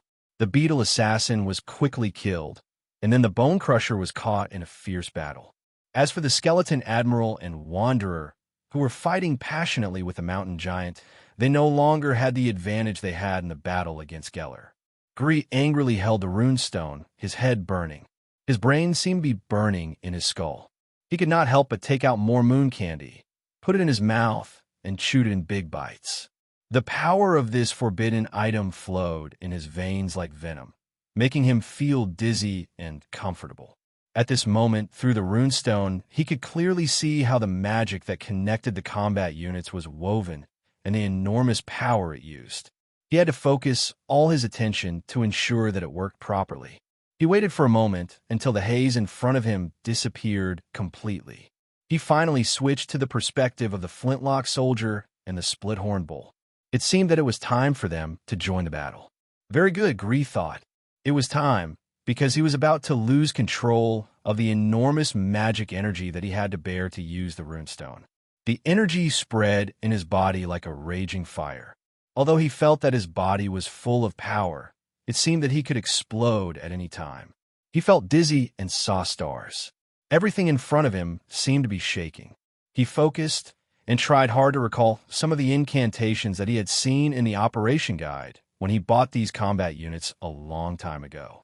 For a long time, he could not remember anything at all. His tongue was twisted and knotted, and he did not even understand the words that came out of his mouth. Gree bit his cheek with his teeth until he tasted blood. The pain sharpened his mind, and he finally remembered the correct incantation. He opened his mouth, and runes burst out from the tip of his tongue, turning into rolling black smoke that surged with strange energy. Gree's heartbeat accelerated to an unbearable level. His heart was beating wildly in his chest, and he was short of breath, seeing stars. He knew that he was losing control of his magic, so he had to release this power before it tore him apart. Now, Gree opened his big mouth that was emitting black smoke and roared with force. Attack indiscriminately. I don't want to see even one enemy in front of me. At the same time, the remaining 5 combat units all received the order to release the big move, and they responded instantly. The flintlock soldier took out 5 special model Blossom Bolt from the ammunition bag hanging on his body and loaded it into the steam repeating crossbow on his back. The cracked horn bull lifted its hose from the body of the rat-transformed half-orc, Raven Thief, and in the next second, it rushed into the shadow plane, accelerating all the way as if it would never stop. The Bone Crusher dragged its wounded body and forced Geller to pull out the enchanted longsword from its body. Then, it slashed a few rolling wounds, and finally succeeded in catching a half-orc warrior who wanted to cooperate with its boss to ambush it. In the blink of an eye, it cut open the opponent's chest and drilled in a very strange way. The Wanderer and the Skeleton General, who were attacking the hill giant Uguru from the left and right, took half a step back in unison. They raised their hands and patted their chests. The former's heavy armor suddenly turned the color of a cooked shrimp shell, and his body activated overload mode, directly burning the armor. As for the latter, with him as the center, a scarlet halo suddenly appeared around him, and all the soldiers who were affected by it were stained with blood red. Whoosh, whoosh, whoosh, whoosh, whoosh. The steam-repeating crossbow on the back of the flintlock soldier fired all 5 bolts at once. They didn't aim at the crowd, but instead flew into the air. However, the crossbow bolts were specially designed so they didn't fly too high. When it reached the height of the 3rd floor of the Alchemist Guild, it exploded. Shrapnel shot out from the crossbow bolts and smashed into every corner of the hall, regardless of friend or foe. After finishing the barrage, the flintlock soldier quickly ran to the corner of the hall. The rest of the battle would be handed over to the other combat units.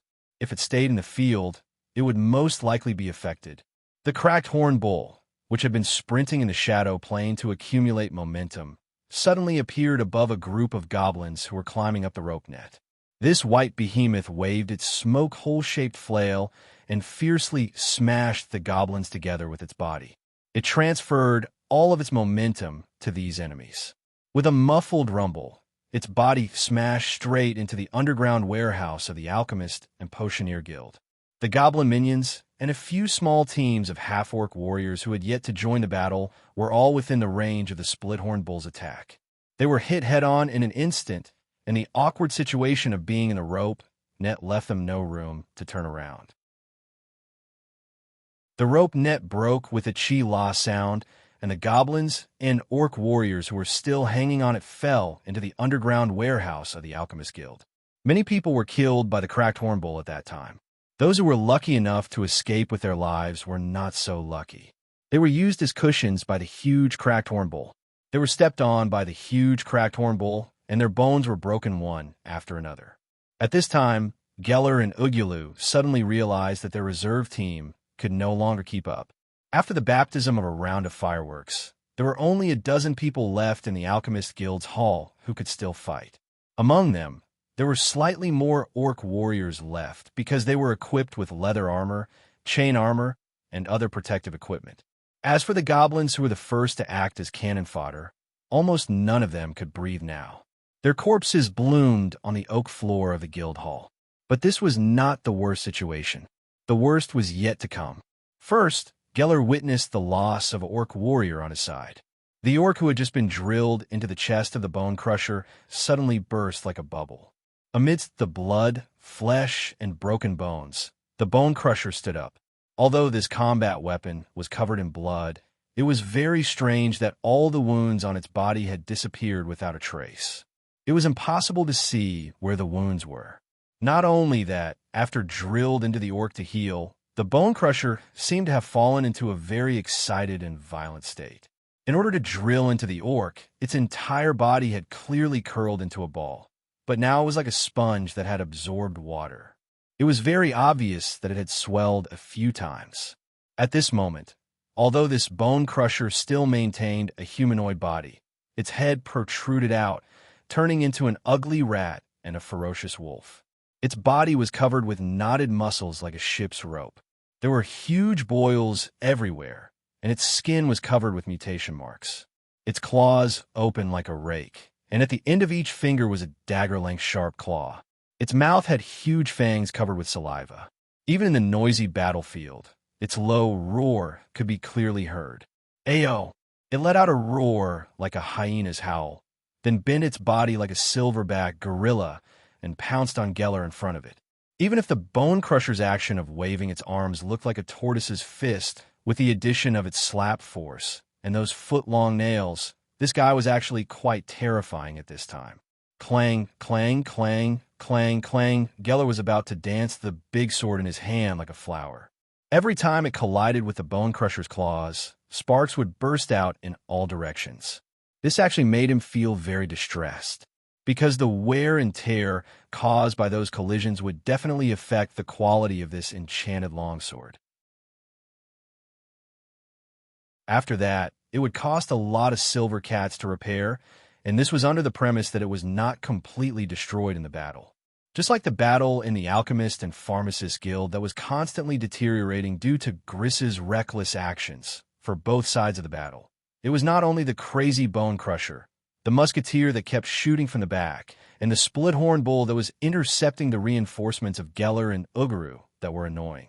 The remaining two combat units, the Wanderer and the Skeleton General, also had an impact on the battle situation. The Wanderer quickly consumed his vitality as the price, as if he was going to die generously, and began to launch a desperate attack on Uguru. As for the Skeleton General, due to the large number of demon bones in its production materials, it had a treacherous temperament. It had just successfully released a skill called Fear Aura. Whether it was the goblin minions, half-orc warriors, or the Ratman thugs that were fighting with it, many of them became fearful and hesitant. They became like chickens waiting to be slaughtered, trembling as they faced the skeleton soldiers that the Skeleton General kept summoning. When the smoke dissipated, a huge white shadow suddenly appeared beside a group of goblin minions. The split-horn bull that had accelerated to its maximum speed in the shadow plane once again appeared in the guild hall. It raised its arms and swung out its smoke-hole-like flail, transferring all the kinetic energy that speed gave it to the enemy in front of it. The scene was like a whale suddenly surging into a pond, directly blowing away a large group of goblin minions. Chapter 1072. Dijin heard a strange noise coming from the hall of the Alchemist and Potioneer Guild. There weren't many guards stationed in the courtyard of the guild. They were probably busy fighting against the bandits who had rushed into the guild from the underground tunnel, protecting Griss, Devil's Gut, and his precious Silver Kate and Gold Drogo. This was a good situation, at least for the bard's stealth. As a kobold from the Dragon Clan, Dijin was a decent person. If he could not be seen doing something that violated the rules, he would not be seen by others. If this kind of thing was spread out, he would not only be expelled from Thundertooth Town, but also be gossiped about.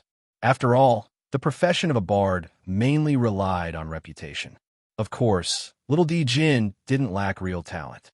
Like all the bards who had their own legendary stories, Dijin was also a jack of all trades, although many people mistook this profession as a jack of all trades.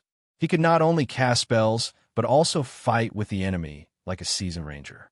In terms of stealth, Dijin was even better than some seasoned bandits.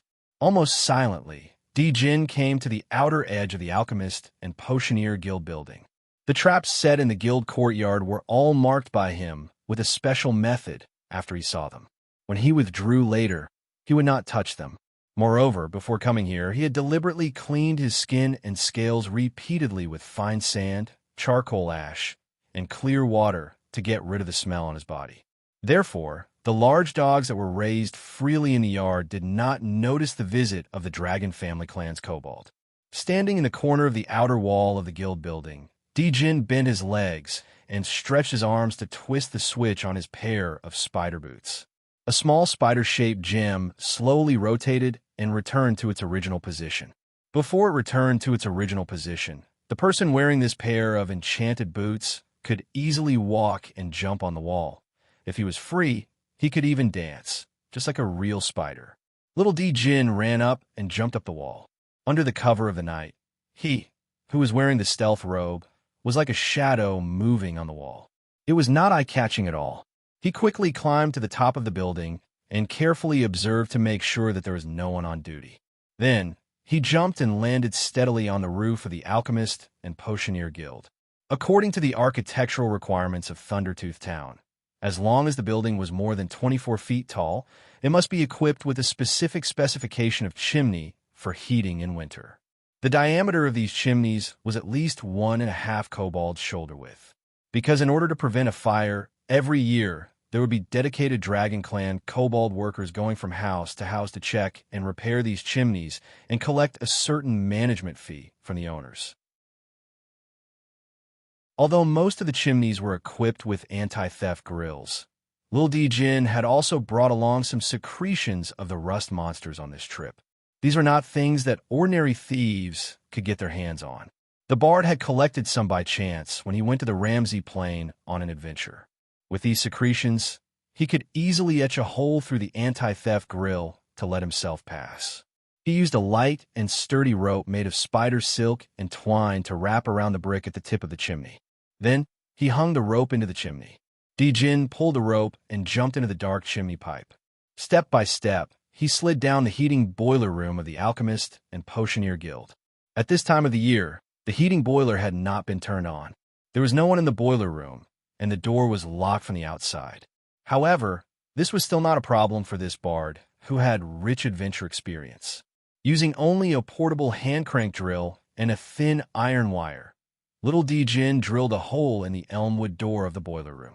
He then extended the iron wire out and unlocked the lock on the outside door. He tiptoed out and carefully walked along the wall to the hall of the Alchemist and Potioneer Guild. There was a big battle going on there, and the bard felt that he might be able to add color to it.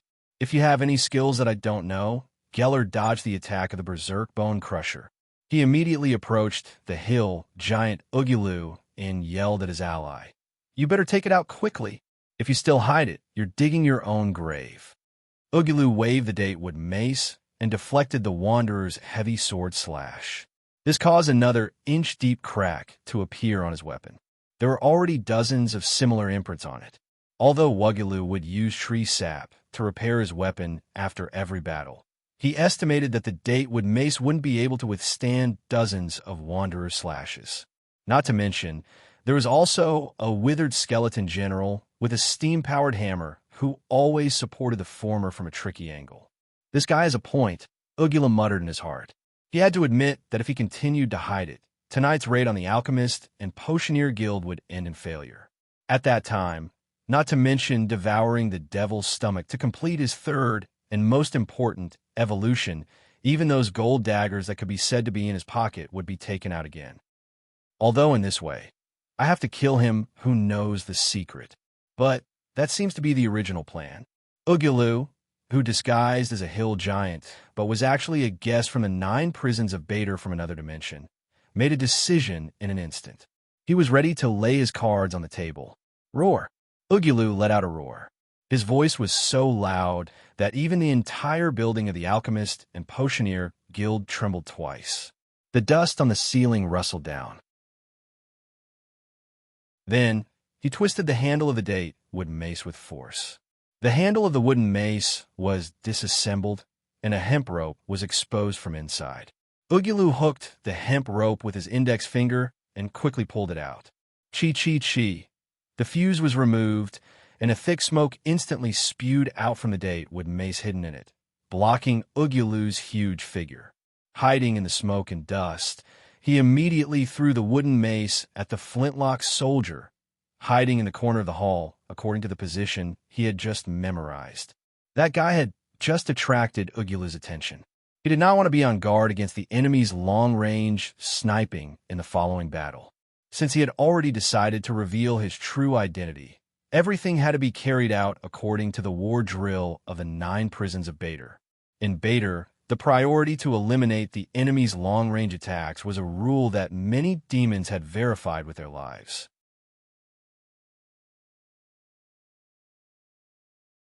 Chapter 1073. The flintlock soldier was blown away and crippled at the same time. This long-range attack was powerful, but its body was not strong enough. Another wave of pain was transmitted to Grist's mind through the rune stone. The devil's stomach was in so much pain that his intestines twitched. He had to chew some moon candy to stop the pain. This also created a small gap in his control of the remaining 4 combat units. Taking advantage of this gap, Ugulu also completed his transformation. He no longer appeared as a mountain giant. His whole body had shrunk a lot, but his muscles had become tighter like pieces of granite. A pair of curved horns grew out of his head, and tufts of purple fur grew out of his body. Dagger-like nails popped out of the tips of his front claws. His canine teeth were exposed, and his face had become very different from that of a humanoid creature. Instead, he looked like a bat. Demon Hound. Thanks to the vigorous promotion and education of the scale of perpetual order, all kinds of illustrated books introducing creatures from other planes were not rare products in the Ash world. Therefore, at this time, Many people in the Alchemist and Pharmacist Guild recognized the origin of this demon that had suddenly appeared. No wonder. Geller silently cursed Wugulu's direct female relatives, if any, in his heart. The Khan of the Half-Orc felt a little numb at the moment. If that guy is from such a background, should I consider cutting off all ties with him? Geller, who was in the business of cutting corners, naturally knew some of the bottom lines of the scale of perpetual order. Otherwise, the grass on his grave would have grown long ago. It was because of this that he dared to join forces with Wugulu to rob the Alchemist and Pharmacist Guild of Thundertooth Town, which secretly operated the business of skuma and moon candy. He was very sure that those guys would not dare to say anything even if they suffered a loss. However, fighting with this kind of demon from another plane was also at the top of the list of things that the scale of perpetual order was determined to crack down on. Geller was sure that if the news of him and a demon hound's joint operation tonight leaked out before tomorrow noon, the stations of the scale of perpetual order near Thundertooth Town would all put up a bounty, and the bounty hunters who want to get the reward would line up from Gnome City to Spat City. Why don't I set things right too? Glancing at Wugulu, who had changed his appearance and used the levitation spell to float in midair, the Beastman Khan Gale calculated in his heart, quickly calculating the gains and losses, as well as the risks and benefits of doing so. At this time, although the effects of the stimulants in his body began to fade, but because those stimulants were all genuine products produced by the scales of eternal order, Geller didn't lose too much physical strength. At most, he was a little tired. But the key problem was that he might be able to overcome his physical exhaustion with his willpower, but the power armor he was wearing had been overloaded for some time, and its energy reserves had almost dropped to the red line. What the F***CK? Geller couldn't help but curse in his heart. Most of the time, things were limited by objective conditions and could not develop according to one's subjective wishes. My ally. Just as Geller was feeling depressed, a voice suddenly appeared in his heart. The demon hound Wugula finally didn't have to hide anymore, and began to communicate with him using the soul language. This shocked Geller. The Beastman was a little worried that his thoughts would be discovered by this guy, but in fact, it wouldn't. Although he had some basic knowledge, he still lacked the formal education and experience of the scale of perpetual order, and there were still many gaps in his knowledge of the demons from other planes. Don't you want to see my real ability? Then I, Wugulu, will show you. Ha ha ha. The demon hound unscrupulously projected its wild laughter into Geller's heart. At the same time, he pressed his palm down with great force, creating a shocking sonic boom that instantly swept through the hall of the Alchemist Guild, and everyone looked sideways. The Wanderer and the Skeleton General were the first to be taken care of by Wugulu. In a split second, the two of them were shaken back by the compressed air cannon, and the horn formation they had just formed between them was broken in an instant. Although Wugulu had used the levitation spell, and these two combat units on the ground were actually very difficult to threaten him, it was still somewhat shocking that they were defeated so quickly, especially since they had been so brave before. Their current situation was even more embarrassing. Using his own innate magic, Wugulu could casually throw out air cannonballs, as if there was no limit at all. In fact, when the demon hound launched this air cannon, it only consumed the sugar in its blood. Therefore, every time before a battle, the demon hound would eat and drink so that the sugar in its blood would soar to a terrifying level. And because of this habit of eating and drinking, the demon hound was also one of the few special races among the demons that had a limited lifespan. Moreover, what was even more amazing was that in terms of lifespan, Wugulu was actually just a cub that had not yet fully matured. If the demon hound wanted to mature, it had to stay in the material plane for a period of time, and through the feast ceremony on 3 full moon nights, it had to swallow 3 powerful humanoid creatures 3 times. Wugulu had already successfully eaten a mountain giant warlord and a desert elf noble. Therefore, he could transform into those 2 forms. The reason why he chose to attack the Alchemist Guild together with Geller was that he had set the target of the last feast ceremony as Gris, the Devil's Stomach. The president of the Alchemist Guild had a super strong stomach. If he could snatch this ability, then when he returned to the 9 prisons of Bader, his future path would be much easier. With that kind of stomach, he would be able to swallow more things before a battle, and he would be able to cast all kinds of spells with greater ease. Using the air cannon like now, with the blood sugar concentration that Wugulu had accumulated before the battle, he could probably maintain about 300 attacks in a row. And if he had the devil's stomach, like Gris, Wugulu estimated conservatively that he could increase this number by 4 to 5 times. That would bring about a qualitative leap in his actual combat strength. After using the air cannon more than 30 times in a row, Wugulu had created enough illusions.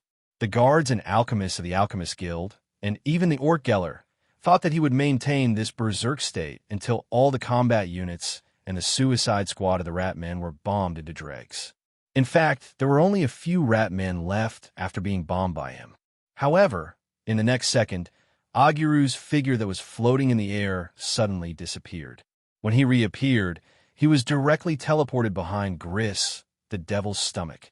The demon hound stretched out his purple furry arms and immediately strangled the president of the Alchemist Guild. His arms were shining with the radiance of magic.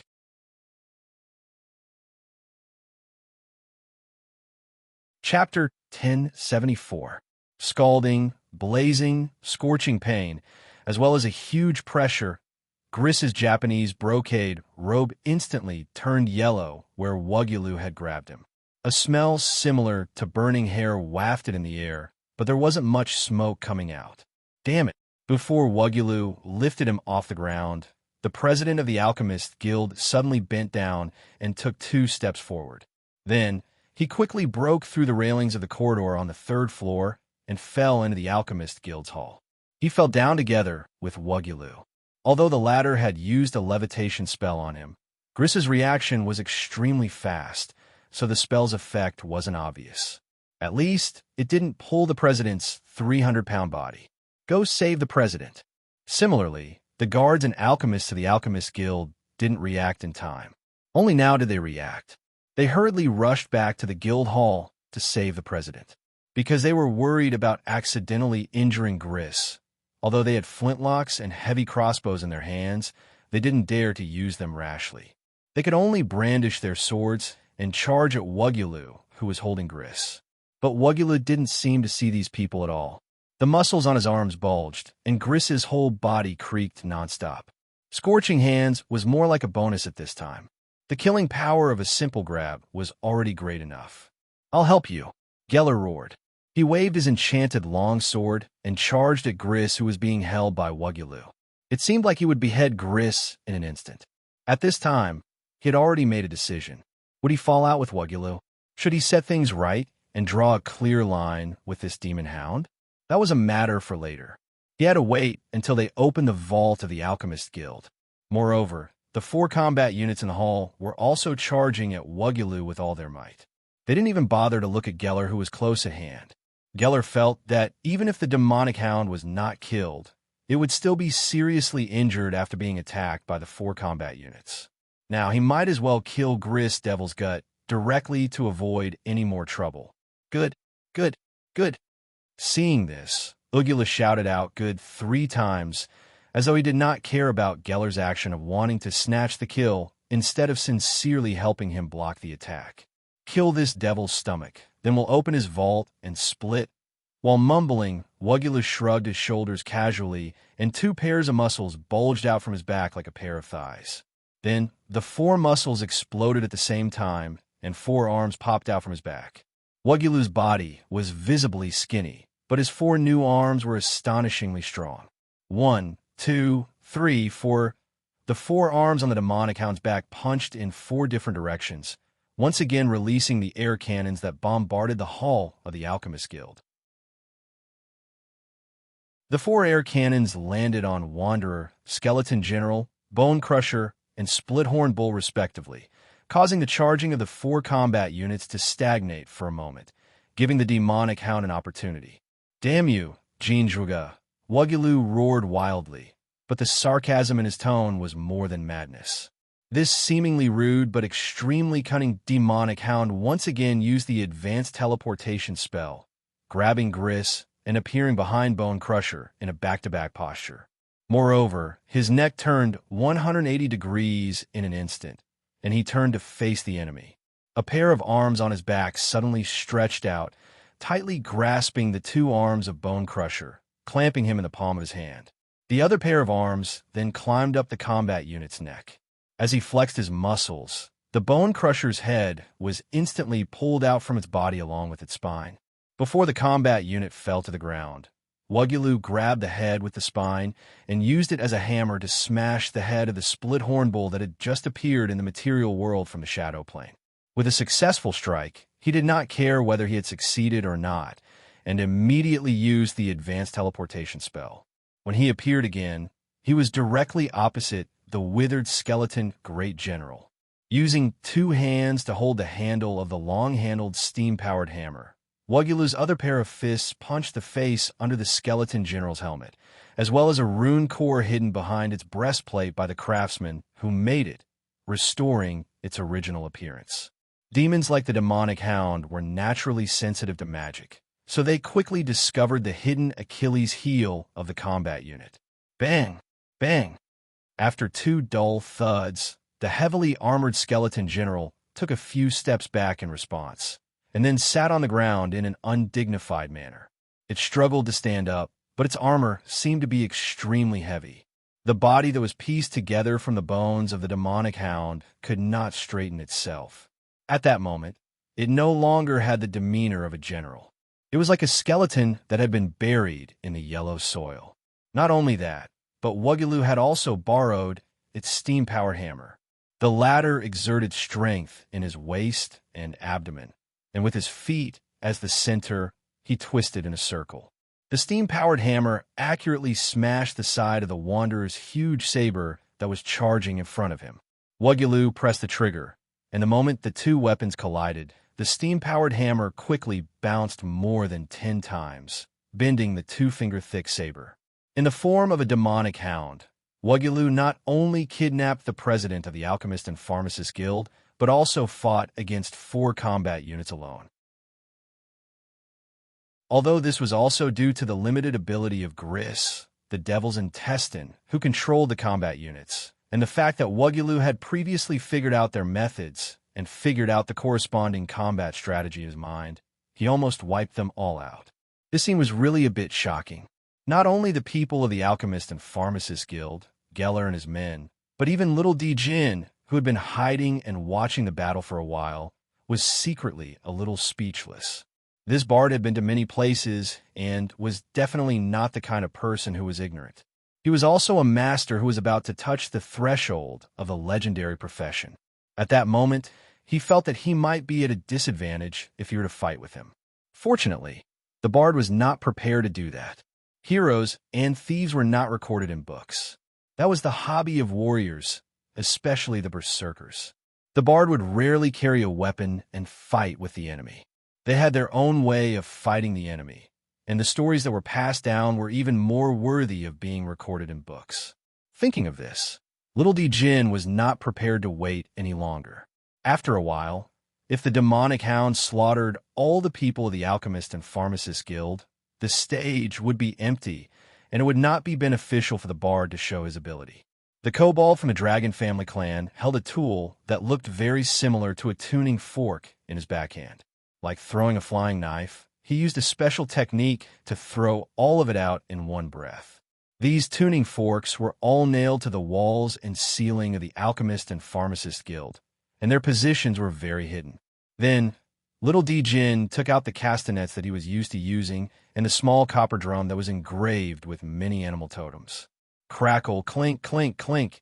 Then he played the music and danced.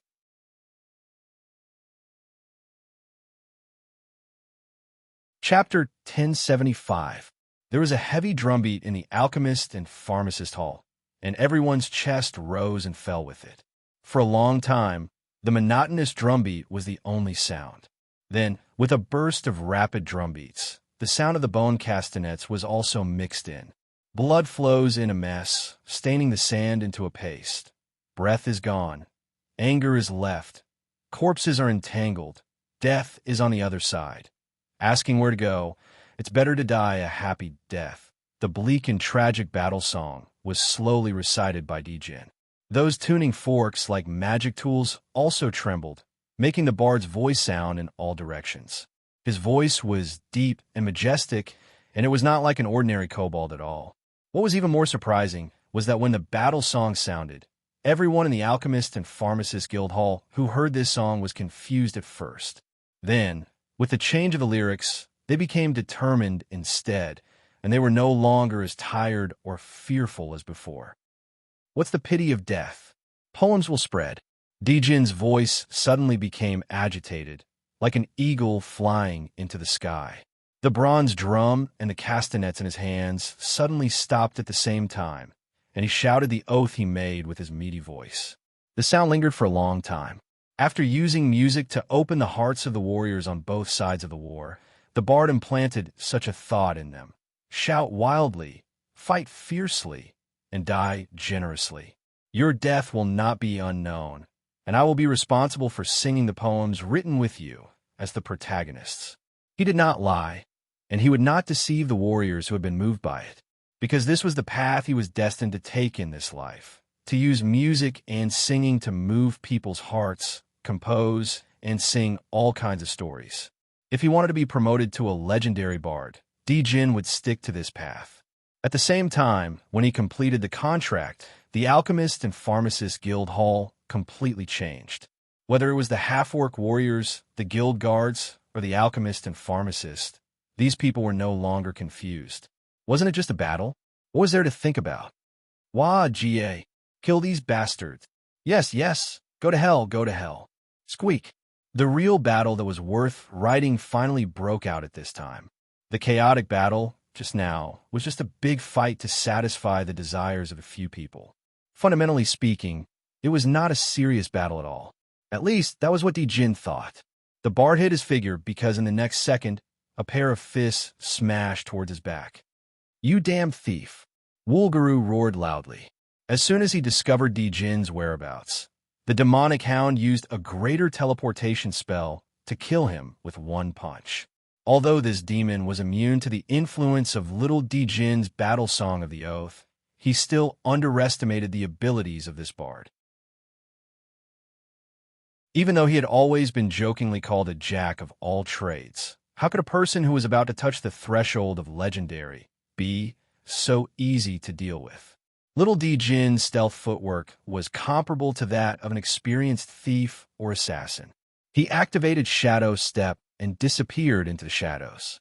By the time he reappeared, he was already a dozen or so yards away from the Devil Hound. There was even a pillar between them that acted as a load-bearing pillar, so he wasn't afraid of Wugulu's air cannon. The bard chuckled a few times, but soon the laughter stopped, because he put a few pieces of metal in his mouth. This thing was called a harmonica. It was held between the mouth of the performer and relied on the fingers to play a specific melody. Compared to the human bard, Dijin had another advantage. He had a long tail behind him. Therefore, he did not need to use a free hand to play the harmonica. He only needed to use the tip of his tail to complete the performance. Although the music was only contained within the Alchemist Guild under the effect of the tuning forks arranged before, this made it even more condensed, and the power to bewitch people's minds was even more powerful. The orc warriors, like Geller, were instantly reminded of the various life and death battles that they had experienced in the past. It stimulated their blood to the point that they wanted to kill with all their heart and soul. The guards of the Alchemist and Pharmacist Guild also let go of their worries and took out their flintlocks and strong bows to shoot at Aguru, who was holding Gris hostage. At this moment, they did not care if they would accidentally injure their guildmaster. As for Aguru, he was not immune to the effect of the 3 musical instruments this time. Not only that, this demonic hound seemed to be the most deeply in love with the music. The voice seemed to have a magical power that connected all 5 of Wugulu's senses.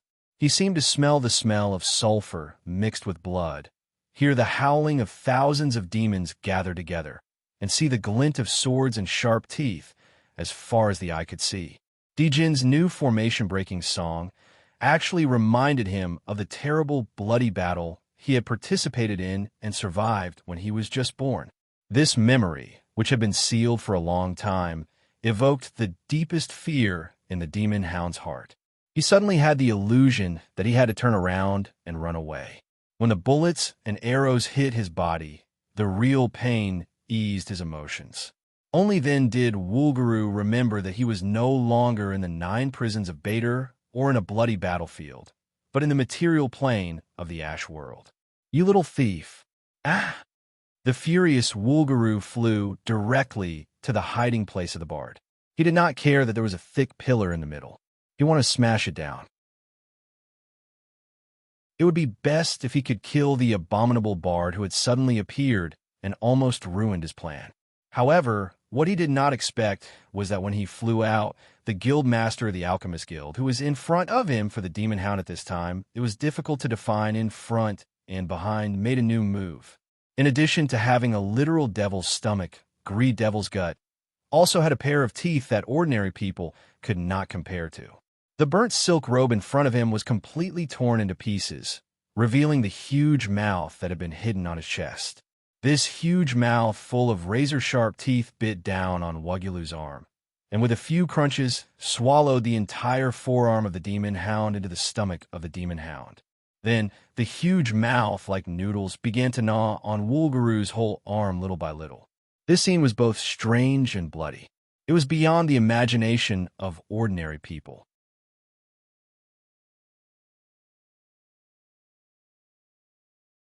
Chapter 1076. He panted heavily as his ribs clamped down on his lungs like a pair of pliers. He was in so much pain that it was difficult for him to breathe. Wugulu had sacrificed half of his arm in exchange for his life from the terrifying giant mouth on the chest of Gree the Devil's Gut. "You filthy half-Tana re-bastard!" The demonic hound cursed loudly. He was in a terrible mood at this time. This was because the wound that was bitten by Gree was emitting a stench that he could not ignore as if it was branded in his soul. It was unique to the Thanner re-demon.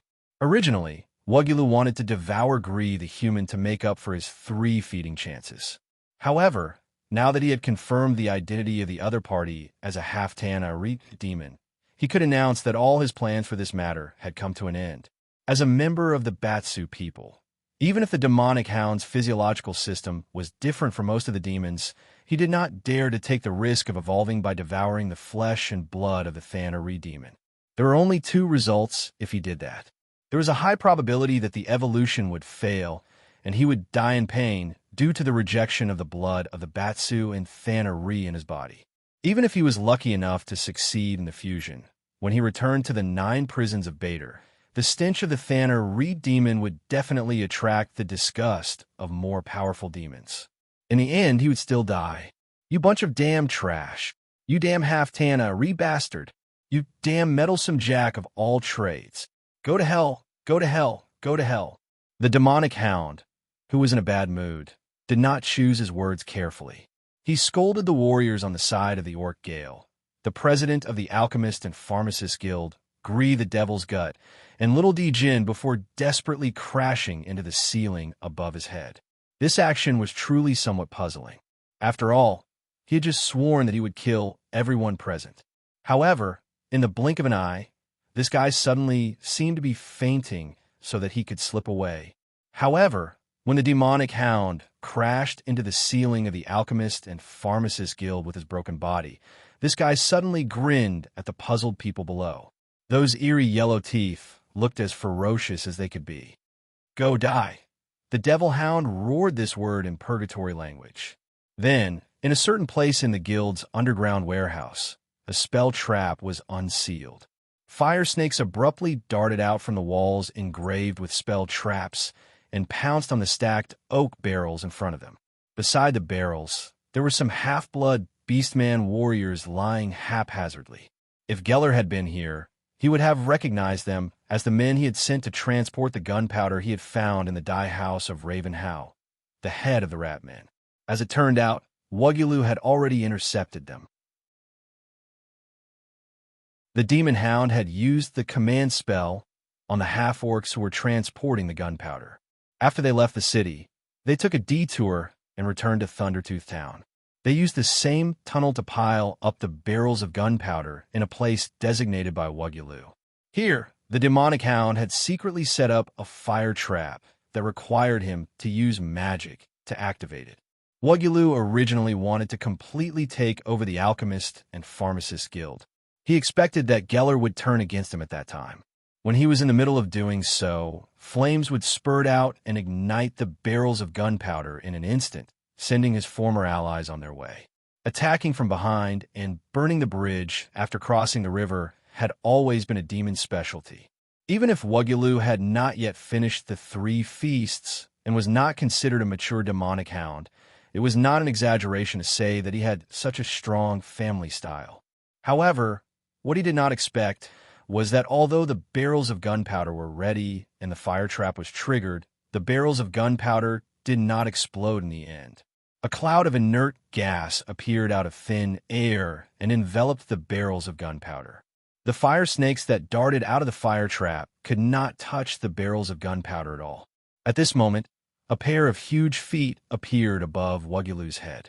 Stepping on the demonic hound's face, it fell from the sky and smashed into the hall of the Alchemist and Pharmacist Guild. There was a fat ogre whose figure did not lose out to the hound fiend's, and even surpassed it. He stood on Wugulu's shattered face, looking down at everyone in the hall with disdain. Thieves, a mob, and rats. The ogre stretched out a finger as thick as a carrot and pointed at Geller's orcs, the guards of the Alchemist and Pharmacist Guild, and the panic-stricken Gree Devil's Gut. In a sense, Gree's achievements today were directly related to the ogre's favor. However, Gree's current business of making and selling moon candy was strictly prohibited by the scale of perpetual order. The first draft of the Chamber of Commerce's law was personally written by the ogre that appeared at this moment. Don't disappoint delicious food, or else you will grow a useless stomach. It's a pity that you don't understand this principle, Mr. Gree. Brew took a deep look at the military chef that he had once greatly admired. It was Mr. Gree who had improved the canned food of the 9 prisons of Bader with his good tongue and strong stomach, providing logistical support to the mercenaries on the front lines of the bloody war. Mr. Brew, Gree could not help but smile bitterly when he heard the ogre's words. He no longer used his arm and tattered silk robe to cover the terrifying mouth on his chest. Instead, he said frankly, "I haven't had a good meal for a long time. I don't ask for anything else but to be able to eat a full meal and then die quickly." The ogre Brew stood there and nodded. He replied, "Yes, you will be rewarded for your past contributions." After he finished speaking, Brew, who was the most proficient in cooking and magic among the 3 ogre brothers, twisted his fingers slightly. A fine, powder-like substance rustled down and sprinkled on the head of the demonic hound that was slowly recovering from its injuries. At that moment, Wulguru's injuries were recovering at a speed visible to the naked eye. Even the arm that had been bitten off by Gree had grown back. However, he had gained something and lost something. The demonic hound suddenly realized that he could not use any of his innate spell-like abilities at this moment. He wanted to use a high-level teleportation spell to escape, but the moment he thought of it, the spell structure suddenly collapsed. Beautiful dishes should be accompanied by hot songs and songs. Little guy, I'll do you a favor and let you join in. How about it? After processing the ingredients, Brew took out 2 gold droppings from his pocket and casually threw them to a corner of the Alchemist's Guild without looking at the direction. The bard Dijin walked out from the shadows and caught them with a pair of bone castanets. Why not? The bard answered straightforwardly.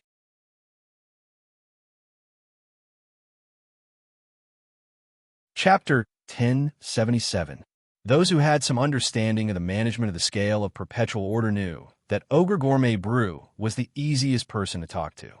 Even the low-level servants, if they had the guts, could sit at the same table as him and eat to their heart's content without worrying about angering him. On the other hand, Chief Logistics Officer Brew was the most difficult person to talk to. When discussing matters within the framework of the organization, Brew's expression would change drastically. Tonight, Brew visited the Alchemist Guild of Thundertooth Town with him as both the gourmet and the chief logistics officer. Since he was a gourmet, he could understand Gree distress and allowed him to eat to his heart's content.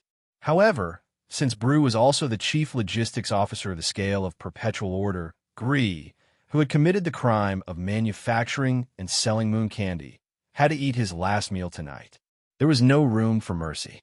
Therefore, after seeing Brew appear in person, Gree Devil's intestine understood these two things. He didn't complain about anything, because it was useless. When he was tricked by the demons to participate in the blood war in the bottomless abyss, Gree knew what it felt like to be on the brink of death. Don't worry, don't worry. Gree repeated the words that had not appeared in his mind for a long time. His eyes were fixed on the devil hound Ugulu who was sent to him by Brew. Back then, I risked my life to transplant this devil's intestine.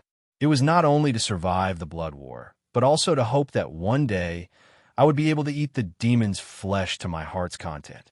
Today it's time. Not only was saliva flowing out of Green's mouth, but there was also a large amount of dark green liquid flowing out from the jagged teeth of the giant mouth of the abyss on his chest. He bent down and patted the numb Ugulu with his palm. The cumin that the ogre gourmet had sprinkled on the devil hound Ugulu's body not only allowed the demon to recover quickly, but it also made him unable to move. "Greedy fellow," Gree commented. Then he smiled and said, "You're as greedy as me. It's all because you're hungry." As it spoke, the devil's stomach no longer restrained its body. The set of demonic digestive organs hidden in its body instantly seized control of its body. On Griss's hands, neck, arms. In short, all the blank places on his body had round mouth parts with sharp teeth. They all went straight to his devil's stomach. No! Seeing Gree, the devil's stomach lunging at him, Wugulu's heart skipped a beat. The demonic hound had a premonition that if he was devoured by this guy, he would die for real. He would not be able to return to Batsu and wait for 99 years before being reborn somewhere in the 9 hells like a normal Batsu. In fact, his premonition was very accurate. It was not because Griss Demon Gut had such an ability, but because the current Ash world was a little too special. Every night, the full moon in the sky was blood red. It was dyed red by the blood of Barzub's true body after his death. And this blood moon was actually dragging this world every minute and every second, moving towards the 9 prisons of Bader. Crunch, crunch, crunch, crunch. The horrifying chewing sound instantly resounded throughout the hall of the Alchemist and Pharmacist Guild. Fortunately, at this time, the sudden melodious sound of the guitar diluted the impact of this horrible scene, coupled with the thumping of the brass drum and the perfect rhythm of the castanets. It injected a new surge of courage into the hearts of everyone present. Brew put his hands behind his back and looked at the little Durkin who was playing the passionate music. Sure enough, none of the legendary professionals are simple. The ogre could not help but admire the means of this bard, and in a sense, this bard could be regarded as Brew's comrade. The ogre gourmet was a gifted warlock. When he cast various spells, he mainly relied on various tastes to stimulate the brain, to simulate the feeling of the spell, so that he could empathize with it. From there, he could construct a ready-made spell model. And the courage that little Durkin gave everyone now was the method of empathizing with the music simulation, so that the many listeners would naturally be affected by the spell. Soon, the people who were not affected by the horrible scene of Griss eating the demon hound and then degenerating into demons finally calmed down. The demon gut had completely absorbed Ugulu into its stomach. The appearance of the president of the Alchemist and Pharmacist Guild had completely turned into a mass of intestines, and intestines at this time, twisted and unstable. A large amount of bile and gastric juice of different colors flowed out and meandered in the guild hall. Very good, very good. Brew clapped his hands. The gourmet's gourmet box that was always with him had been replaced by a space bracelet. As he clapped his hands, a large piece of bright red, secretly made barbecue meat appeared in the ogre's hand. He threw it into his mouth, chewed a few times, and then swallowed it into his stomach with a gulp. In an instant, hot smoke rose from the top of the ogre's head. The extremely spicy taste caused veins to appear on his neck and face like earthworms. In just a breath, wisps of flames spurted out from his nostrils. The fat ogre patted the thick armor, covering his bulging belly. The rumbling sound was like muffled thunder rolling in a room. Multicasting, flame explosion. Brew used his special skill. He waved his fist across the air, and immediately 12 bursting fireballs appeared out of thin air and quickly smashed into the demon gut. Almost at the same time, the 12 bursting fireballs exploded. Not only was there damage from the burning flames, but the accumulated explosive power also shattered the devil's intestines into pieces that were less than the size of a thumb. While the bursting fireball spell seemed crude, there were spellcasters who liked to do statistical research. Meteor Burst, the spell that the pit fiends specialized in, was a high-rank spell that was extremely typical in the school of evoking magic. While it seemed more powerful in terms of pure magic damage, it was only the sum of 30 fracturing fireballs stacked together. Blue relied on his multiple spell-casting talent to casually cast a flame blast that had more than 1/3 of the power of a meteor burst. Pit fiends could only cast meteor burst once a day, and with this ogre gourmet's tolerance for spicy barbecued meat, it was not difficult for him to casually throw out a dozen flame explosions in one go. What was even more shocking was that Brew's special skill was not only powerful, but he also benefited from years of practice. His control of the explosion was exceptionally precise. Not only did the 12 bursting fireballs hit the devil's intestine, but the shockwave of the explosion didn't spread too far and blow up the building of the Alchemist Guild. Instead, it just crashed into the underground of the Alchemist Guild. Coincidentally, that was where Gris had carefully hidden a warehouse used to manufacture and store moon candy. Everyone in the guild hall was shocked. Dijin the Bard's performance was coming to an end. After he sang the line, "But I must eat my fill and rush away, a hero slays a thief without leaving his name behind." The doors of the Alchemist Guild were pushed open from the outside, and a row of Special Forces members of the Scale of Perpetual Order wearing proper fanatic armor poured in. The guard of the Alchemist Guild surrendered one after another. The Orc Gale led the bandits and made the same choice as the former. Dijin the Bard was taken away by Brew. The ogre felt that the line "a hero slays a thief without leaving his name behind" was quite pleasing to the ear, and it was within the rules. There was no need for him to go against his conscience. You're tuning in to the Warrior Lore YouTube channel. Don't forget to subscribe and join us on this journey to catch the most captivating stories.